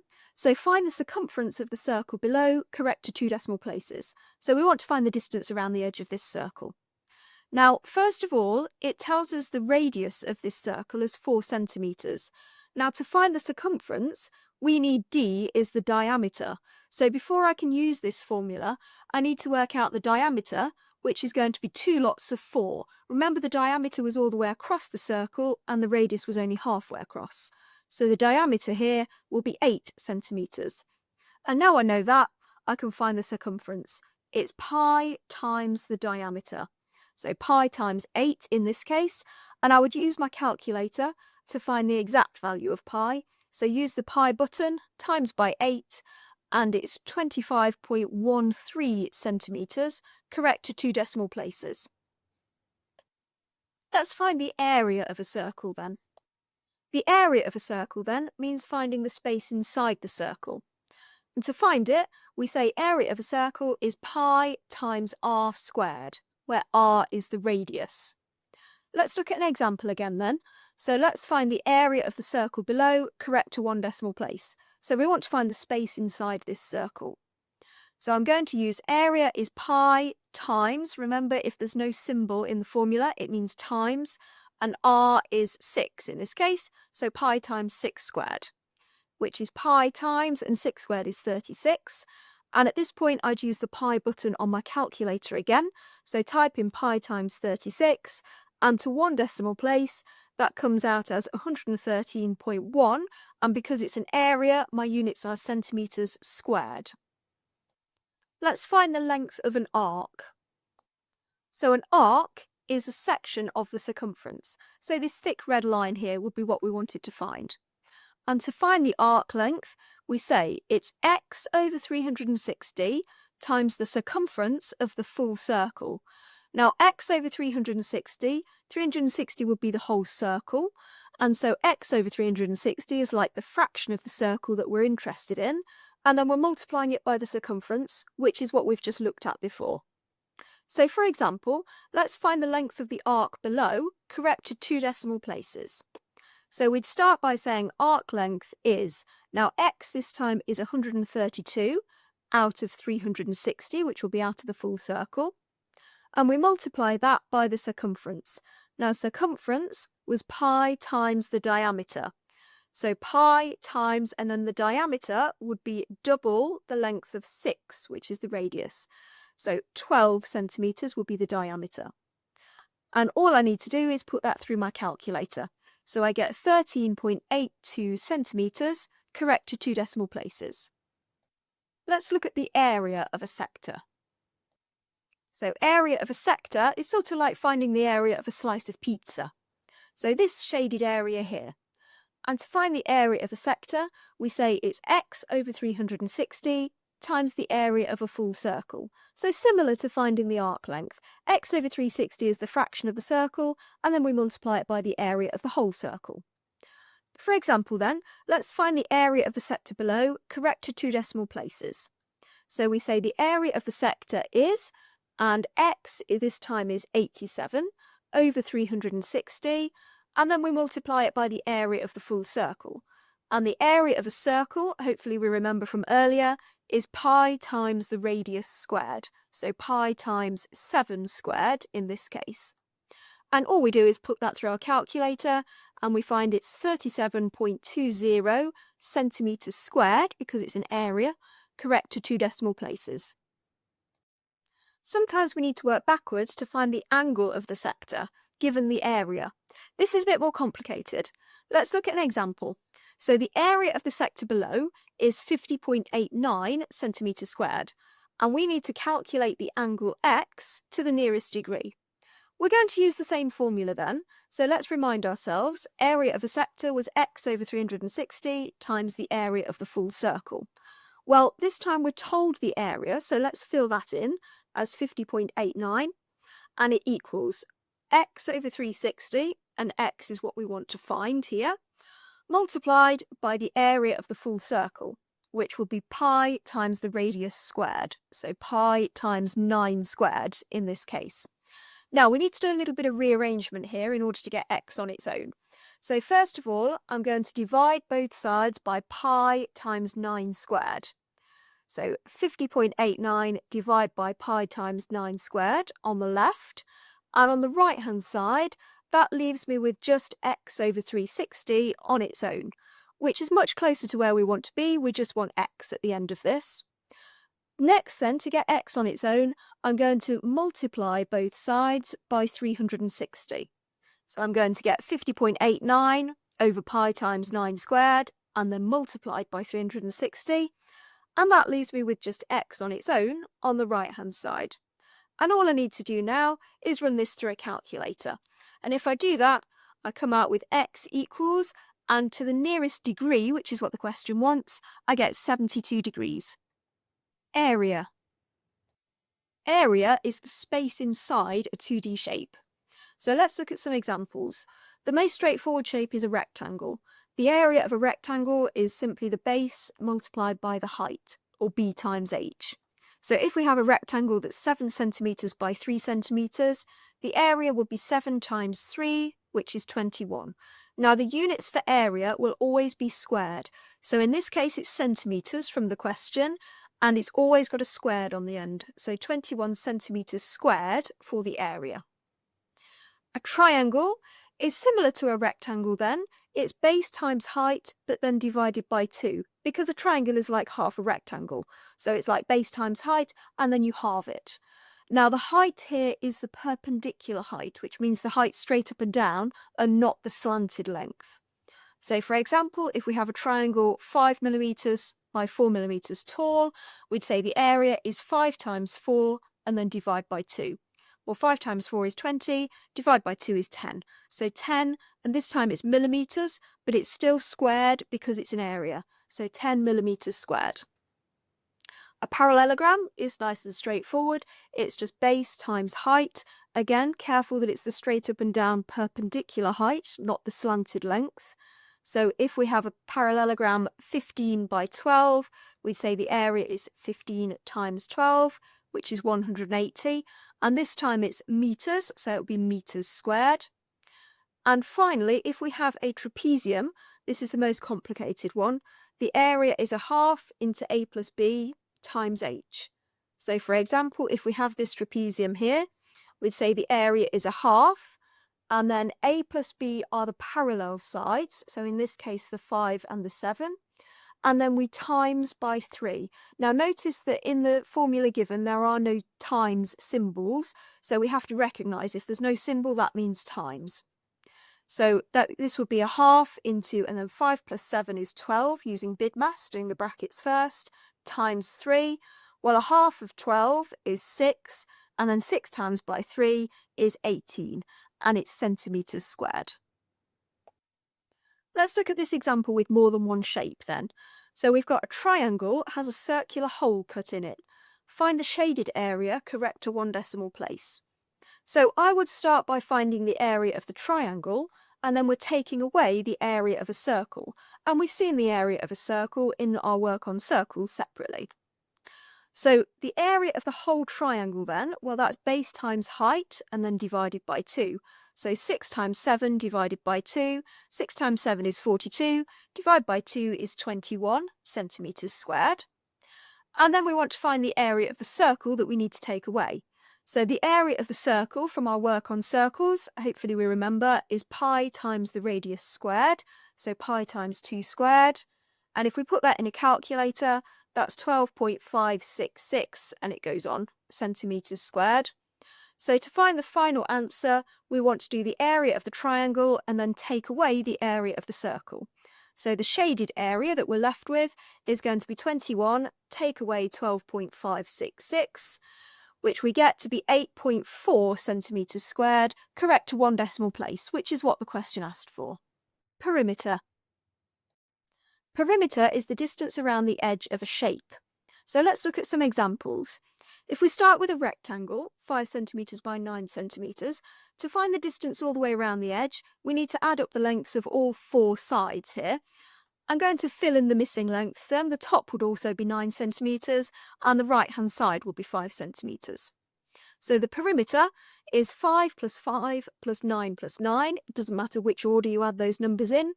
And if you add them all together, we get 28.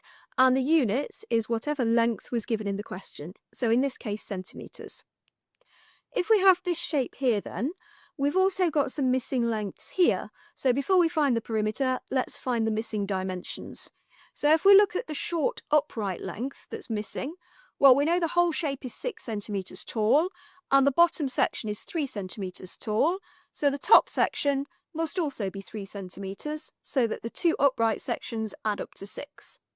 Similarly then, along the bottom, looking at the horizontal sections, we've got 2 centimetres and 7 centimetres along the top, so altogether they must add up to 9 centimetres as the full length along the bottom.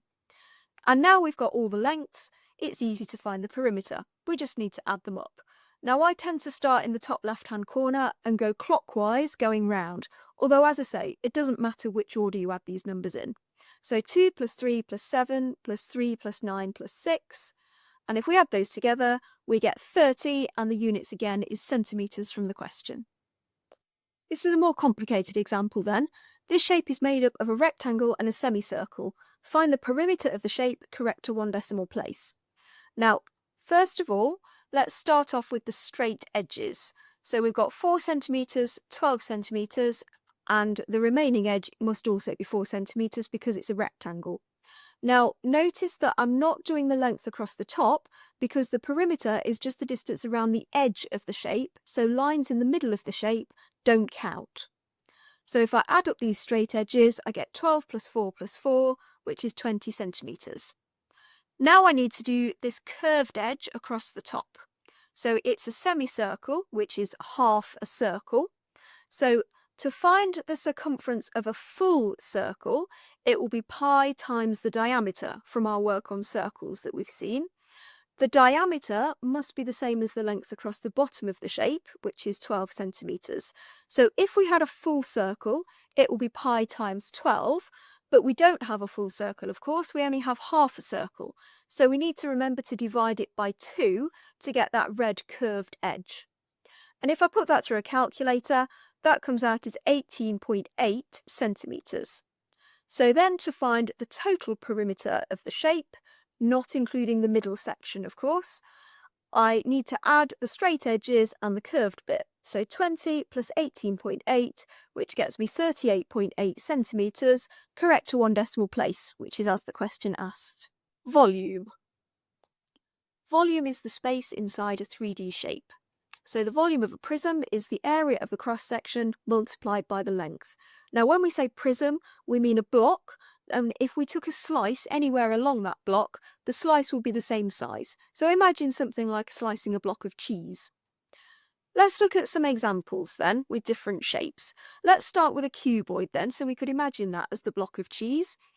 And to find the volume, we first of all take the area of the cross-section. Now what that means is the area of the front face, which in this case is a rectangle. So nice and straightforward, the area of a rectangle is just base times height, so 4 times 2, and then we're going to multiply that by the length, which is the distance back the shape goes.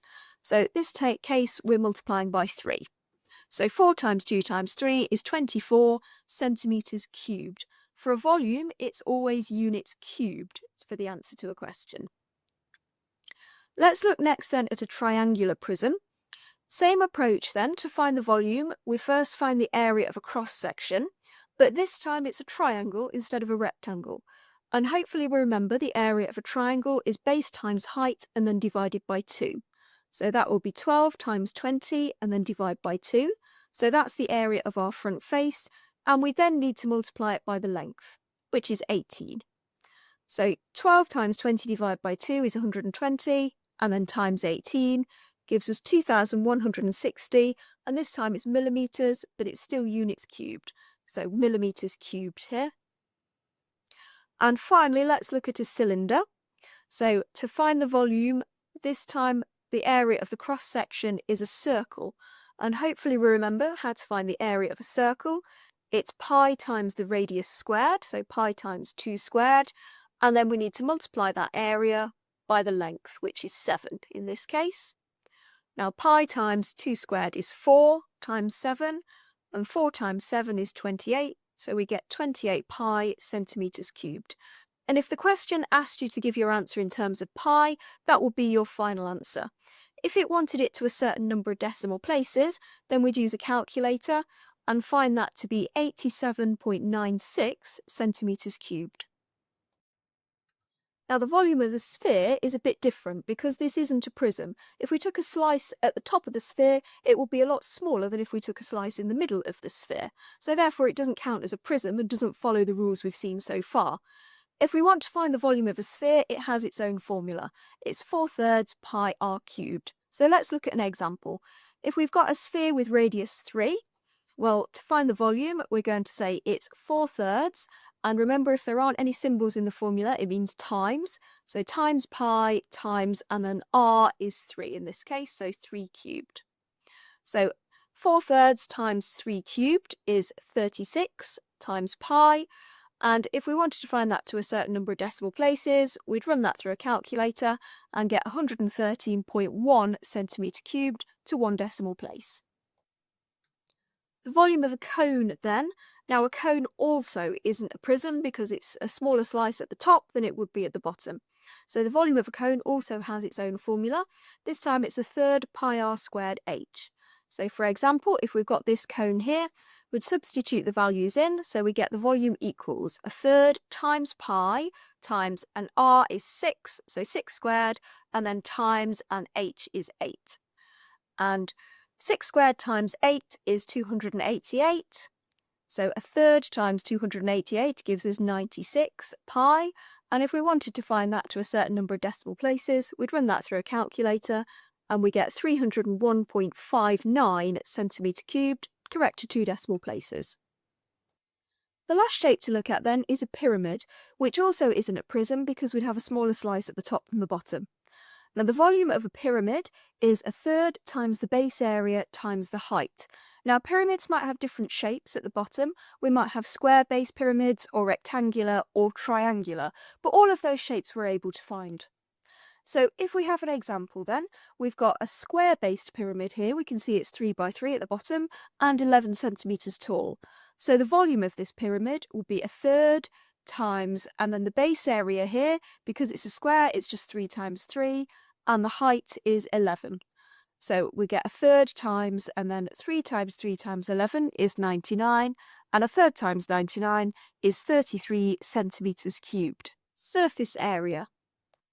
Surface area is the total area of all the faces of a 3D shape.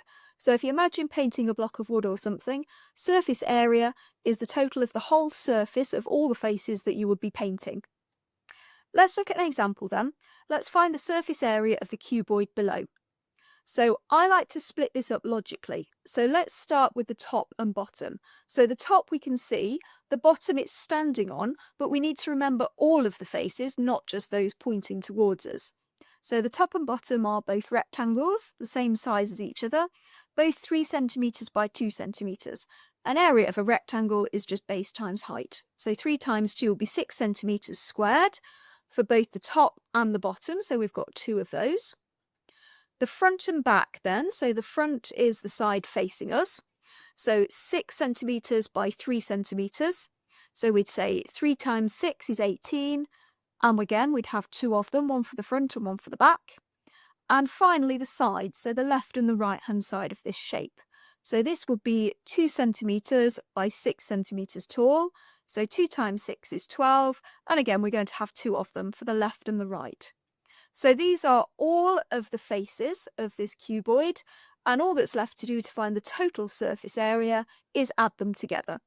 So we're adding 6 plus 6 plus 18 plus 18 plus 12 plus 12, which comes to 72 centimetres squared. Surface area of a sphere then.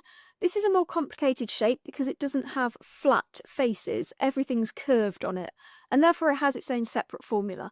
So the surface area of a sphere is 4 pi r squared, where r is the radius of the sphere. Let's look at an example then. If we've got a sphere with radius 20 centimetres and we want to find the surface area of this, we would say surface area equals 4, And then from the formula, if there are no symbols, remember it means times. So 4 times pi times 20 squared. Well, 4 times 20 squared is 1,600 times pi. And if a question says leave your answer in terms of pi, that would be a final answer. If the question says give your answer to so many decimal places, we can type that in a calculator and get 5,026.55 centimetres squared, and that will be correct to 2 decimal places. The surface area of a cone, well, this is another more complicated shape because we've got this curved section that goes to a point at the top. So the surface area of a cone also has a separate formula. It's pi RL, which is that curvy section going to the point, and we're adding on pi r squared. And hopefully we recognise pi r squared as the area of a circle, and that's because the base is a circle, so pi r squared is the base section. For example then, if we have a cone with a radius of 12 centimetres and a slanted length of 20 centimetres, we would say the surface area is, now pi RL, remember that means pi times r times L, which is pi times 12 times 20 in this case, and then we need to add on the base. So we're adding on the area of the circle at the bottom, which is pi times r squared, or pi times 12 squared in this case. Let's simplify this down a bit then. 12 times 20 is 240, so this first section becomes 240 lots of pi. And the second section, 12 squared is 144, so this becomes 144 lots of pi. And if we add these together, we get, well, 240 plus 144 is 384 lots of pi. Now, if a question said leave your answer in terms of pi, that will be an acceptable final answer. If a question wants it to a number of decimal places, for example 2 decimal places, we would just use our calculator and we'd find this to be 1,206.37 centimetres squared to 2 decimal places. Trigonometry. Trigonometry is used to find missing lengths or angles in right-angled triangles. So the first step in any trigonometry question is being able to label the sides of the triangle correctly. So here we have a right-angled triangle, and you can see one of the angles is labelled as x as well. Now we're going to label each of the sides of these triangles. The one I always start with is the hypotenuse. Now we've seen this before. Hypotenuse is the longest side of the triangle and also the one that's always opposite the right angle. The next one I label is called the opposite. Now this is the one opposite the other angle that we're given in the question that we're interested in. So it's opposite the x in this case. And the final side is labelled as the adjacent. Adjacent means next to. So this is the one next to the angle that we're interested in. So next to the x degrees here. Now in any question we will be given information of some description on 2 of these 3 sides, and we'll be given no information on the third side. And which 2 sides we're given information on dictates which trigonometric identity we use. We've got a choice of sine, cos or tan. Now if we've got information on the opposite and the hypotenuse, we would use sine x. If we have information on the adjacent and the hypotenuse, we would use cos x. And if we have information on the opposite and the adjacent, we would use tan x. And a short way of remembering this is SO, which is sine is opposite over hypotenuse, Ca, which is cos is adjacent over hypotenuse, and TOA, which is tan is opposite over adjacent. So SO, Ca, TOA as one word.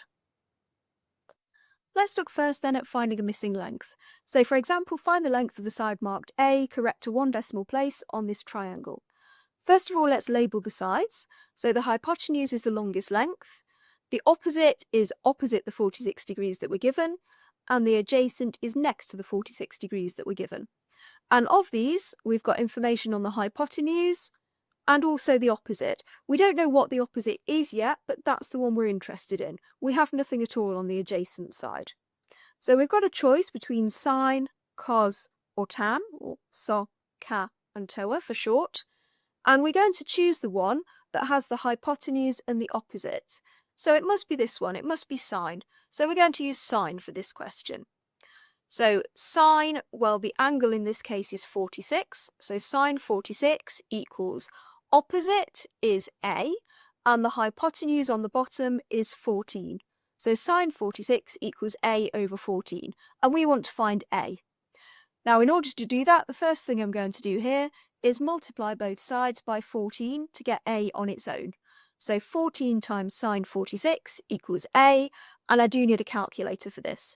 So if I type that into a calculator, to one decimal place, I get 10.1. So therefore, a would equal 10.1 centimetres. Let's look at an example where we find a missing angle as well then. So let's find the size of the angle marked y, correct to one decimal place. Well, again, let's start by labelling the sides. So the hypotenuse is the longest length. The opposite is the one opposite the angle we're interested in, so opposite y. And the adjacent is next to y. And this time we've got information on the adjacent and the opposite. So again, we've got a choice between sine, cos, or tan, or soc, cat, and toa. And here we're looking for something involving the adjacent and the opposite. So we're going to choose tan for this question. So we're going to say tan, and the angle we've got here is y. So tan y equals, and its opposite, which is 9, over adjacent, which is 11. Make sure you get that fraction the right way round. Now, when we want to find y on its own, if we've got tan y at the moment, the inverse to that is the inverse of tan. Now, on your calculator, usually if you press shift and the tan button, you'll get this little tan to the -1 symbol. And then in brackets, we're going to write 9 over 11. And if we type that into our calculator, we get y equals 39.3 degrees. Common values in trigonometry. Now, some values in trigonometry you will be expected to know and remember. So this is a table of the values that we would need to know on a non-calculator paper for sine, cos, and tan. Let's look at an example where we wouldn't use a calculator then. So let's find the length of the side marked W. Now, most of the procedure here is going to be the same. Obviously, we just don't have access to a calculator. So we're still going to label the sides. So hypotenuse is the longest length, opposite is opposite the 60 degrees, and adjacent is next to the 60 degrees. And we can see that 60 degrees is one of the values from the table. So it's going to be one that we're expected to know and remember. We have information here on the hypotenuse and the adjacent. So if we remind ourselves of sine, cos, and tan, or soc, cat, and toa, we're looking for one with the hypotenuse and adjacent. So this time we're going to use cos. So we're going to say cos of, and in this case the angle is 60, equals adjacent, which is W, over the hypotenuse, which is 6. And we want to find W on its own. So we multiply both sides by 6 to get 6 times cos 60 equals W. And without access to a calculator, we need to know what cos 60 is. So we can see from this table, cos 60 is a half. So I'm going to replace it with 6 times a half equals W. And that's something we can do without access to a calculator. 6 times a half is just 3. So therefore, W equals 3 centimetres. Vectors. A vector describes movement from one point to another. So for example, in this diagram, the vector A describes moving 2 squares to the right and 1 square up. This could also be shown in a column vector. So we could say A equals 2, 1, where the number at the top tells us the distance across, or in the x direction, and the number at the bottom tells us the distance up or down, or in the y direction. Adding, subtracting, and multiplying column vectors. Let's start with an example of adding. So if we wanted to add -3, 2 and 5, 4, all we do is add the numbers at the top, or the numbers in the x direction, and then add the numbers at the bottom, or the numbers in the y direction. So -3 plus 5 gives us 2 on the top, and 2 plus 4 gives us 6 on the bottom. If we want to subtract then, that's very similar. We would do 7 minus 4 on the top, which gives us 3, and 6 minus 2 on the bottom, which gives us 4. If we want to multiply a column vector by a number, so for example 3 times 2 minus 5, we multiply both 2 and the -5 by the number at the front. So 3 times 2 gives us 6, and 3 times -5 gives us -15. Let's look at an example that brings this together then. So if we have the vector A equals 3, 2, and the vector B equals 5, 3, we want to write 2A plus B as a single column vector at the end. Well, let's break it down. 2A plus B means 2 lots of vector A, so that's 2 lots of 3, 2, plus vector B, so that's plus 5, 3. Well, two lots of vector 3, 2. Well, 2 times 3 gives us 6 on the top, 2 times 2 gives us 4 on the bottom, and then plus 5, 3. And when adding vectors, all we need to do is add the numbers on the top and add the numbers on the bottom. So 6 plus 5 gives us 11 on the top, and 4 plus 3 gives us 7 on the bottom. Struggling with revision? Want a simple way to prepare for your GCSEs? At Pass GCSE, you'll find complete online courses for maths, English, science and biology, all designed to help you pass your GCSEs the first time or on a resit. Each course includes video lessons, exam-style questions, practice tests and mock exams, so you can practice as you learn. You'll also get instant marking, progress tracking, AI marking and full tutor support if you need help. Everything is online, so you can revise at your own pace whenever it suits you. Whether you're a school student or an adult learner, these courses are the easiest way to get ready for your exam. Visit passmygcse.co.uk and start your course today. Probability basics.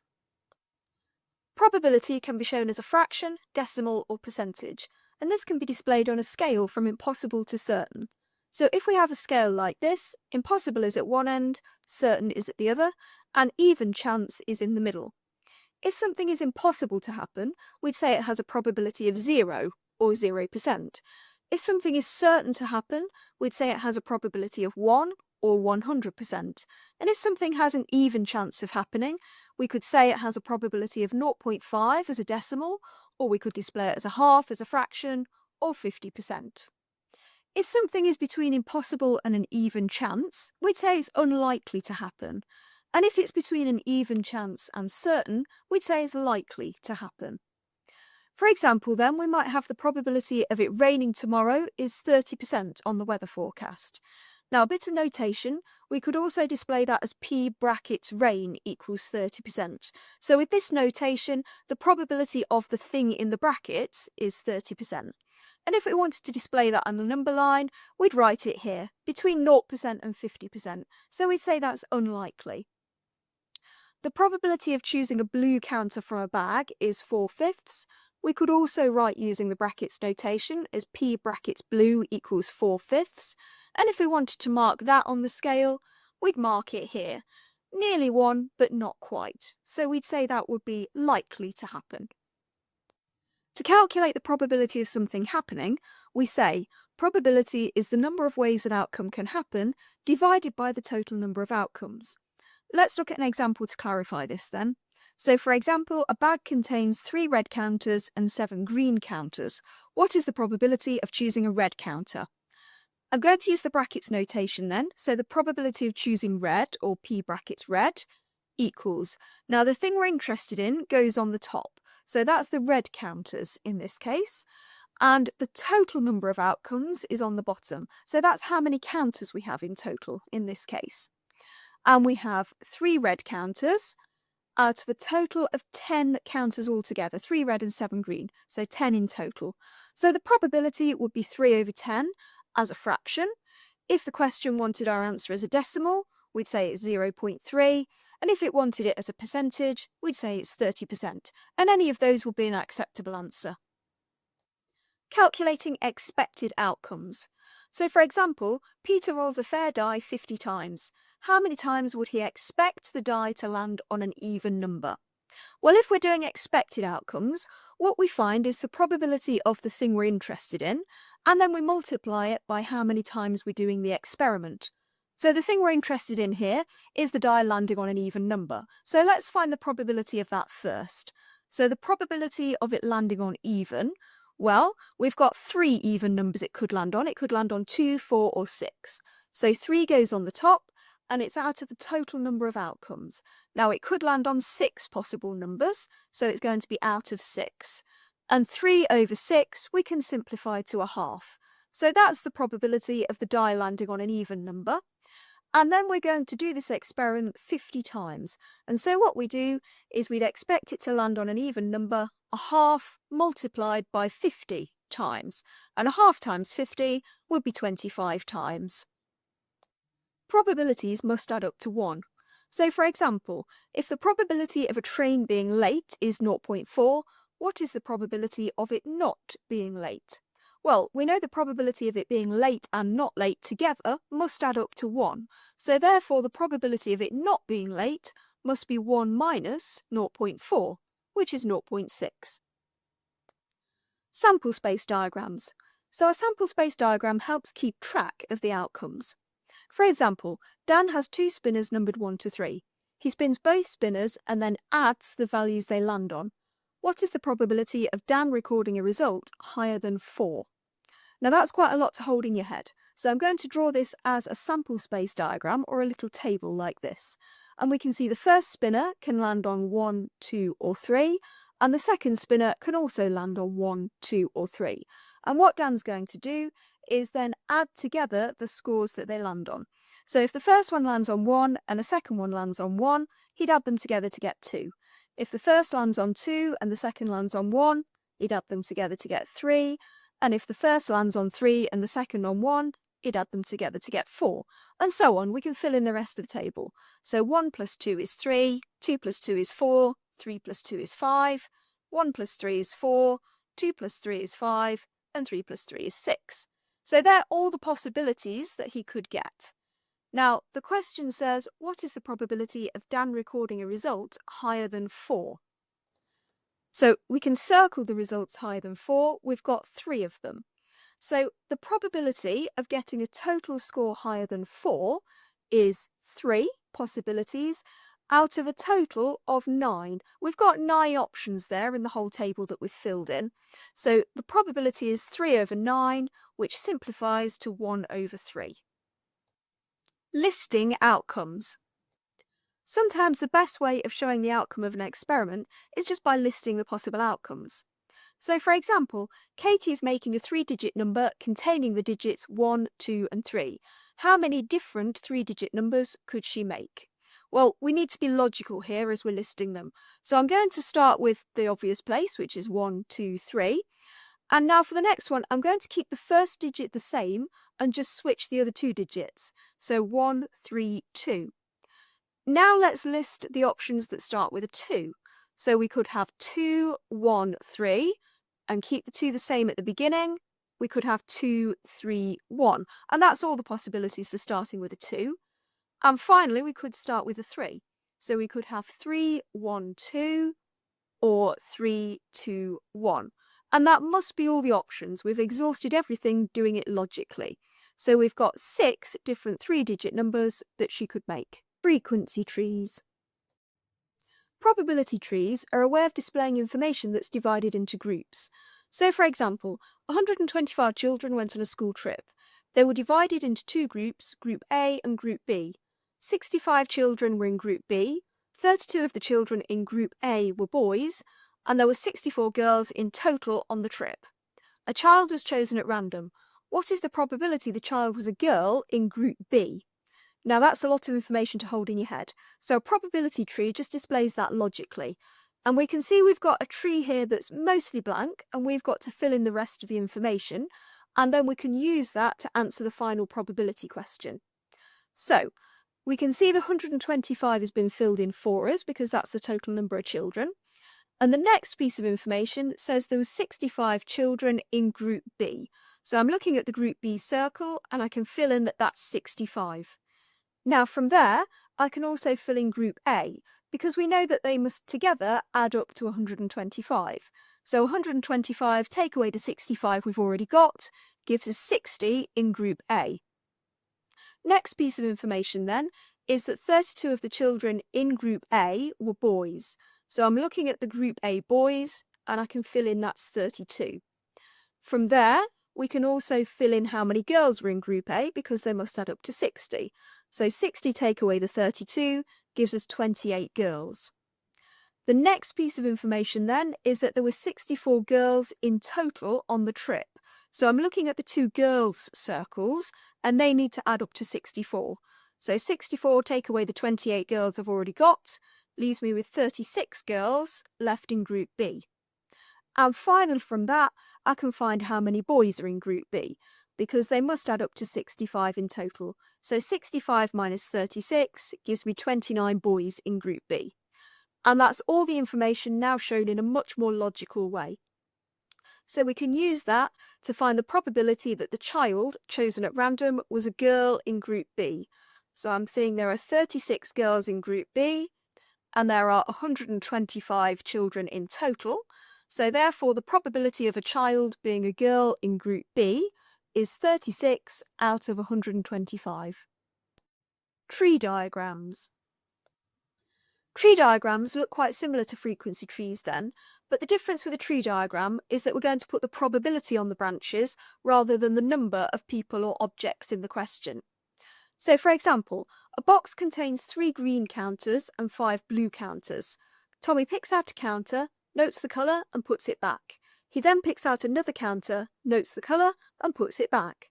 Work out the probability that both counters are the same colour. So we can see we've got an empty tree here, and the first counter can either be green or blue, and then the second counter can also either be green or blue. The first step then is to fill in the probability along these branches. So we've got 3 green counters, and it's out of a total of 8 counters in the whole box, 3 green and 5 blue. So the probability of green is 3 out of 8, and the probability of blue is going to be 5 out of 8. And then he puts that counter back. So when he picks out the second counter, we've still got 8 in the box to choose from. So the probability of picking green the second time is still 3 over 8, and blue is 5 over 8, green 3 over 8, blue 5 over 8. And now we're going to use those probabilities to work out the answer to the question. So we want the probability that both counters are the same colour. So both of them are green or both of them are blue. Well, let's work out the probability of both being green to start with them. So we have the first one green and also the second one green. Now, when we're going along the branches of a tree like this, what we do is multiply. It's like saying one thing and then another. And if we use the word and, we multiply the probabilities. So the probability of both green is going to be 3 over 8 times 3 over 8, which is 9 over 64. The other way we can achieve the outcome in the question then is that they're both blue. So we could have the first one being blue and also the second one being blue. And we're going to do the same thing. We're going to say the probability of them both being blue is multiply along the branches. So 5 over 8 times 5 over 8, which equals 25 over 64. Now, if we've got 2 ways of something happening, it can happen one way or another. If we use or, then we add the probabilities. So the probability of them both being the same colour, we're going to add the options. So it's 9 over 64 plus 25 over 64, which gives us 34 over 64, and we can simplify that fraction. We can make that 17 over 32 as our final answer. Venn diagrams. A Venn diagram is another way of displaying information. So for example, we are given all the whole numbers from 1 to 12. Draw a Venn diagram to show the even numbers in set A and the multiples of 3 in set B, and then use your diagram to find the probability that a number chosen at random will be both even and a multiple of 3. Okay, let's start by drawing the diagram then. So I'm going to start with this rectangle, and this little symbol in the corner means everything in the question. So in this case, the rectangle needs to contain all the numbers from 1 to 12. And within that, I'm going to draw 2 sets. So these are circles like this. So this circle is set A, and that represents the even numbers. And this circle is set B, and that represents multiples of 3. That means numbers in the 3 times table. And you'll notice that there's an overlap in the middle. Now, the overlap would be for numbers that are both even and multiples of 3. Let's go through the numbers logically then from 1 to 12 and put them all in the right place on the diagram. So starting with 1, well, that's not even or a multiple of 3, so therefore that goes outside the circles. 2 is even, but not a multiple of 3, so it goes in circle A, but not in the overlap. 3 is a multiple of 3, but not even, so again, that goes in circle B, but not in the overlap. 4 is even, but not a multiple of 3.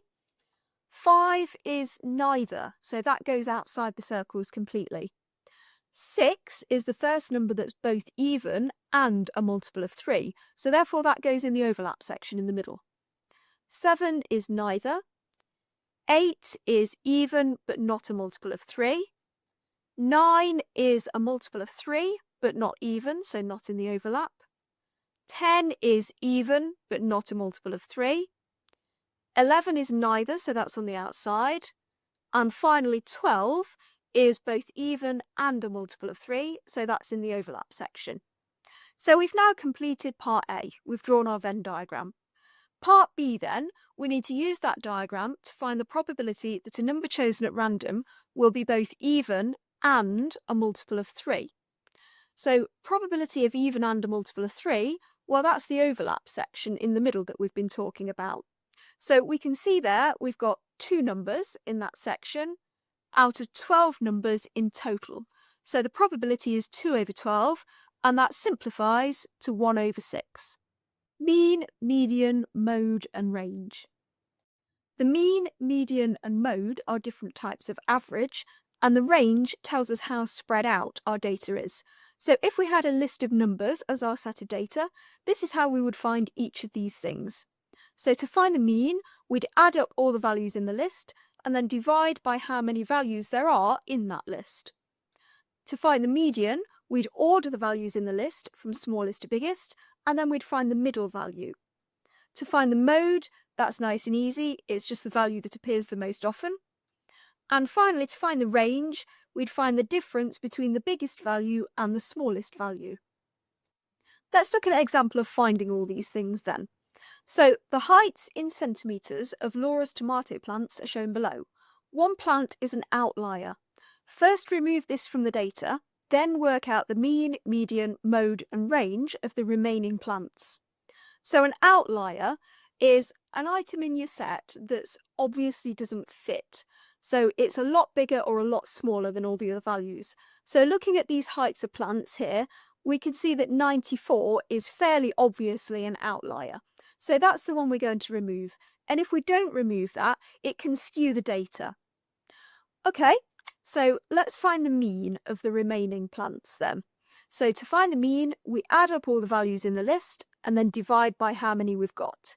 So we're going to add up all of the values we've got without the outlier and then divide that number by 8 because there are 8 plants left. So if we add all of these values up, we get 212 divided by 8, which gives us 26.5 centimetres as the mean height.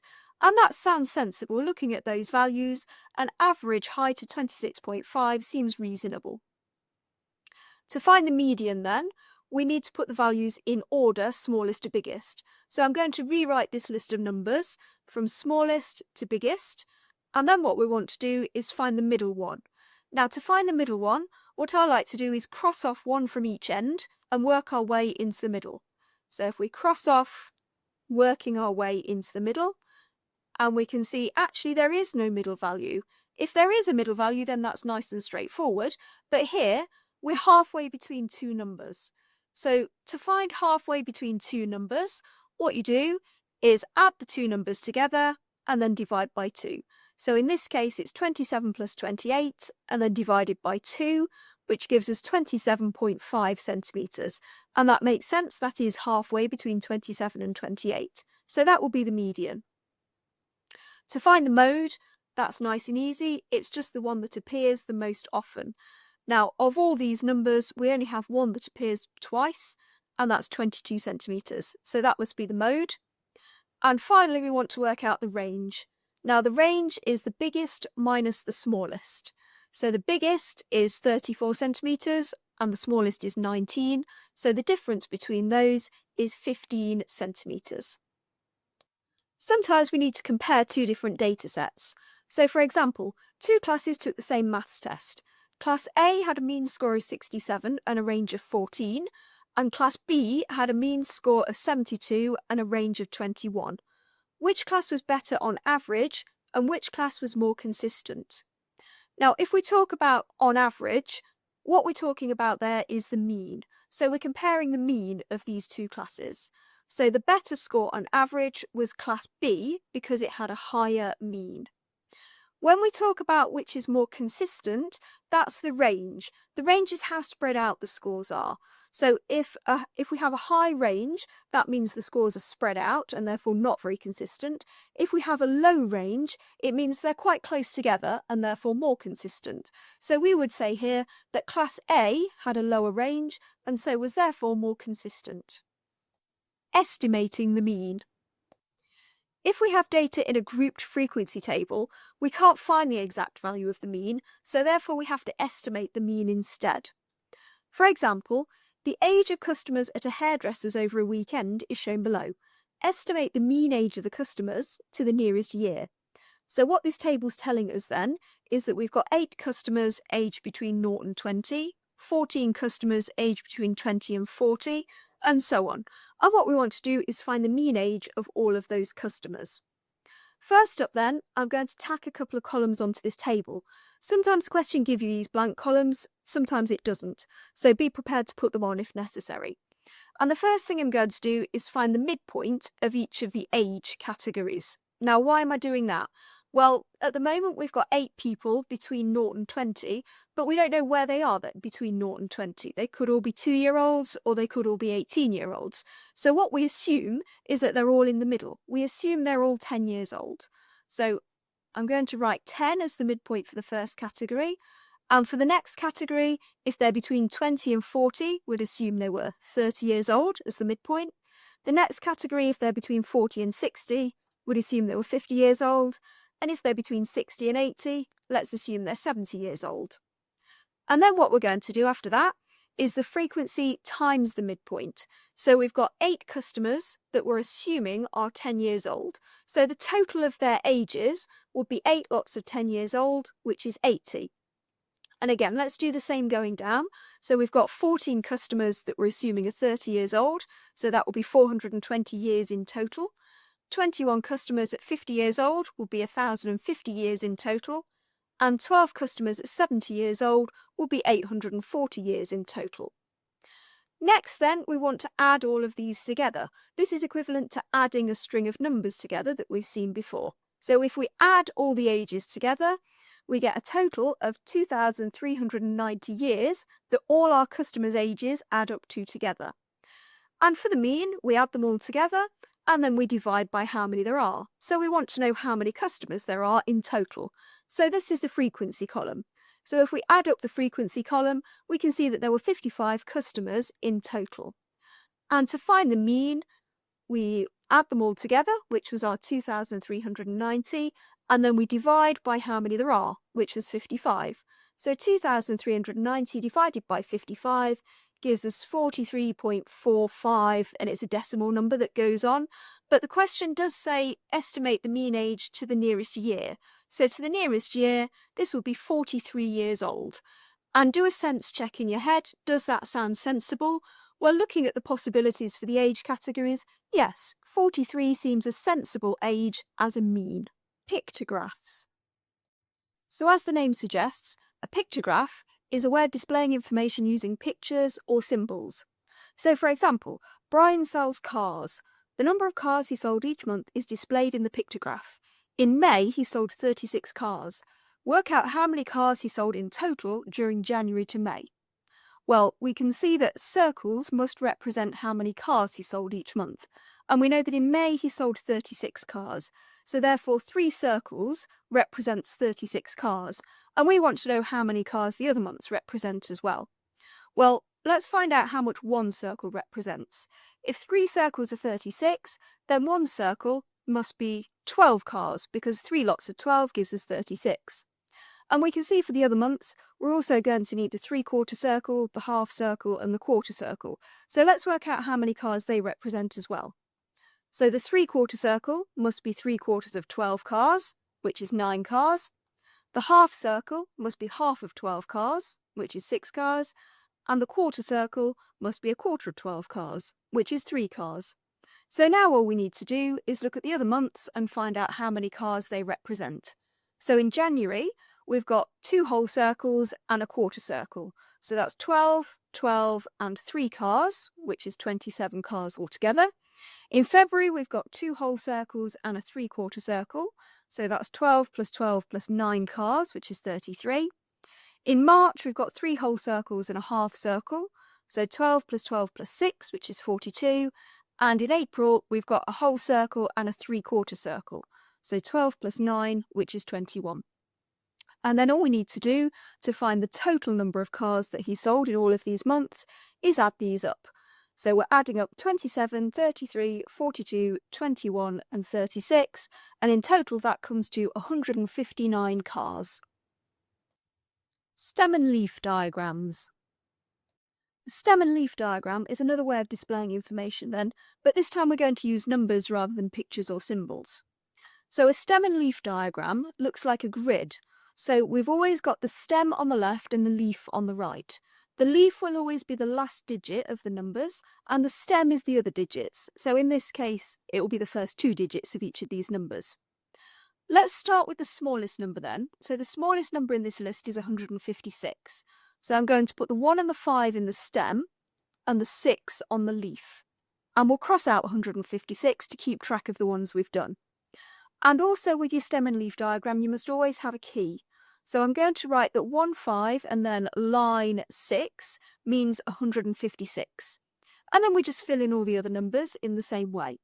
So going smallest to biggest, the next number I can see is 158. So I'm going to put an 8 after the 1, 5 and cross out 158. That's all the 1, 5s then. So I'm going to put a 1, 6 for the 160 numbers. So the first one in the 160s is 162, and then 163, and 165. And then we're into the 170s. So 1, 7, and then 174, and 176. And finally the 180s. So 181 and 183. And we've used up all our numbers. So this will be our stem and leaf diagram. Frequency polygons. Frequency polygons are a way of showing group data, so when we've got information divided into categories. So for example, the table shows the times in minutes for people to complete a puzzle. Use the information to plot a frequency polygon. So you can see here we've got the time in minutes divided into categories. So what this is saying is one person took between 0 and 5 minutes, 6 people took between 5 and 10 minutes, 9 people took between 10 and 15 minutes, and so on. But the problem with this is that we don't know where within the categories people's times were. So the first person may have taken 2 minutes, they may have taken 4 minutes, and we don't know. So what we're going to assume is that all of the times were in the middle of these categories. So therefore I'm going to add a column for the midpoints. Now to find the midpoint between 2 values, what we do is add the 2 values together and then divide by 2. So to find the midpoint between 0 and 5, I'm going to say it's 0 plus 5 and then divided by 2, which is 2.5. And we're going to do the same for the rest of this column. So 5 plus 10 divided by 2 is 7.5, 10 plus 15 divided by 2 is 12.5, 15 plus 20 divided by 2 is 17.5, and finally 20 plus 25 divided by 2 is 22.5. And these are the points then that we're going to plot. So let's turn our attention to the graph on the other side, and we're going to plot the frequency up the side. Now we've got to decide on a scale. We need to go up to 9 here, so this lends itself quite nicely to going up in one big square is one person. So I'm going to label that up. And along the bottom, we need to plot the midpoints. Now again, we need to decide on a scale for the time in minutes. So we want to go from 0 up to, let's go up to 25. So this lends itself quite nicely to going up in 5s like this. And then all we need to do is plot the points. So we're plotting the midpoint and the frequency for each of these categories. So we're going to plot 2.51, 7.56, 12.59, 17.58, and 22.53. And the last step is to join up these points for a frequency polygon. So I'm just going to join all these points up with straight lines. Now don't be tempted to join it back up to the beginning. It should look like this so it's not joined up. And that will be our final frequency polygon. Bar graphs. So for example, John asked his colleagues their favourite colour. The results are shown below. Construct a bar graph representing this information. These are sometimes called bar charts either, and they'd be the same thing. So we can see here we've got 6 people who chose blue, 9 people who chose green, 15 people who chose red, and so on. And we want to construct a bar graph to show that information. Well, first of all, I'm going to put the frequency up the side, and we need to decide on a scale again here. Now, we need to go as high as 15 on this scale. So I'm going to go up in 2s this time, so it fits nicely on this graph. And along the bottom is where we're going to draw our bars. So we want the colours represented along the bottom, and we're going to have a bar for each colour. Now, your bars want to be the same width as each other, and you also want gaps between your bars, and you want those gaps to be the same width as well. So you want it to look nice and evenly spaced. Let's label up what colours we're going to use then. And the first one, the bar for blue, needs to have a frequency of 6. So I'm going to draw that 6 tall. The bar for green needs to have a frequency of 9. So that's 9 tall, halfway between 8 and 10. And it's fine to be halfway between a square on this scale as well. Red is 15, yellow is 12, and purple is 3. And that will be our final bar chart. Just a quick note, these are sometimes also called vertical line charts, and in that case, instead of drawing a bar with a width to it, you just draw a single line to the correct height. Very similar, but just much thinner. Pie charts. A pie chart is another way of displaying information visually then, but this time we're going to start with a circle and divide it up into sections. So for example, Ivania recorded the different types of birds in her garden last week. The results are shown below. Draw a pie chart to display these results. So we're going to take this circle and divide it into a section for each type of bird. Okay, well we need to know how big the sections are going to be. So I'm going to add on a column onto this table and find the angle for each type of bird. Now to do that, first I need to know how many birds there are in total. So I'm going to add up the frequency column. So 5 plus 3 plus 12 plus 9 plus 11 comes to 40 birds in total. And I can use that information to help me find the angle for each section. So let's start with sparrow. I'm going to say it's 5 sparrows out of 40, and then multiply that by 360. Multiplying by 360 because that's how many degrees are in the full circle. And if I run that through a calculator, that comes out to be 45 degrees. And we're going to do the same for each type of bird. So for the starlings, we say it's 3 out of 40 times 360, which is 27 degrees. The blue tit is 12 out of 40 times 360, which is 108 degrees. The magpie is 9 out of 40 times 360, which is 81 degrees. And finally, the robin is 11 out of 40 times 360, which is 99 degrees. Now, a quick point here. All of these angles should add up to 360 because that's how many degrees are in the full circle. So it's worth a double check at this point. Okay, if we're happy with that then, we can now start drawing our pie chart. So we're going to need to use a protractor to draw this. And we've got the first line given to us. So we're going to start off with sparrows at 45 degrees. So if we measure from this line 45 degrees and draw another line, this section is for sparrows. And we just continue around the circle. So we take this line we've just drawn and we then measure a further 27 degrees from that, which will be here, so a starling. The next one is 108 degrees for a blue tit, and then 81 degrees for a magpie, and the remaining angle should be 99 degrees. And again, it's worth checking that remaining angle just to make sure it's correct. And this will be our final pie chart. Sometimes we need to go the other way then, so we might be given a pie chart and then asked to interpret information from that. So for example, George sold 60 drinks in his coffee shop today. The results are shown in the pie chart. Complete the table below.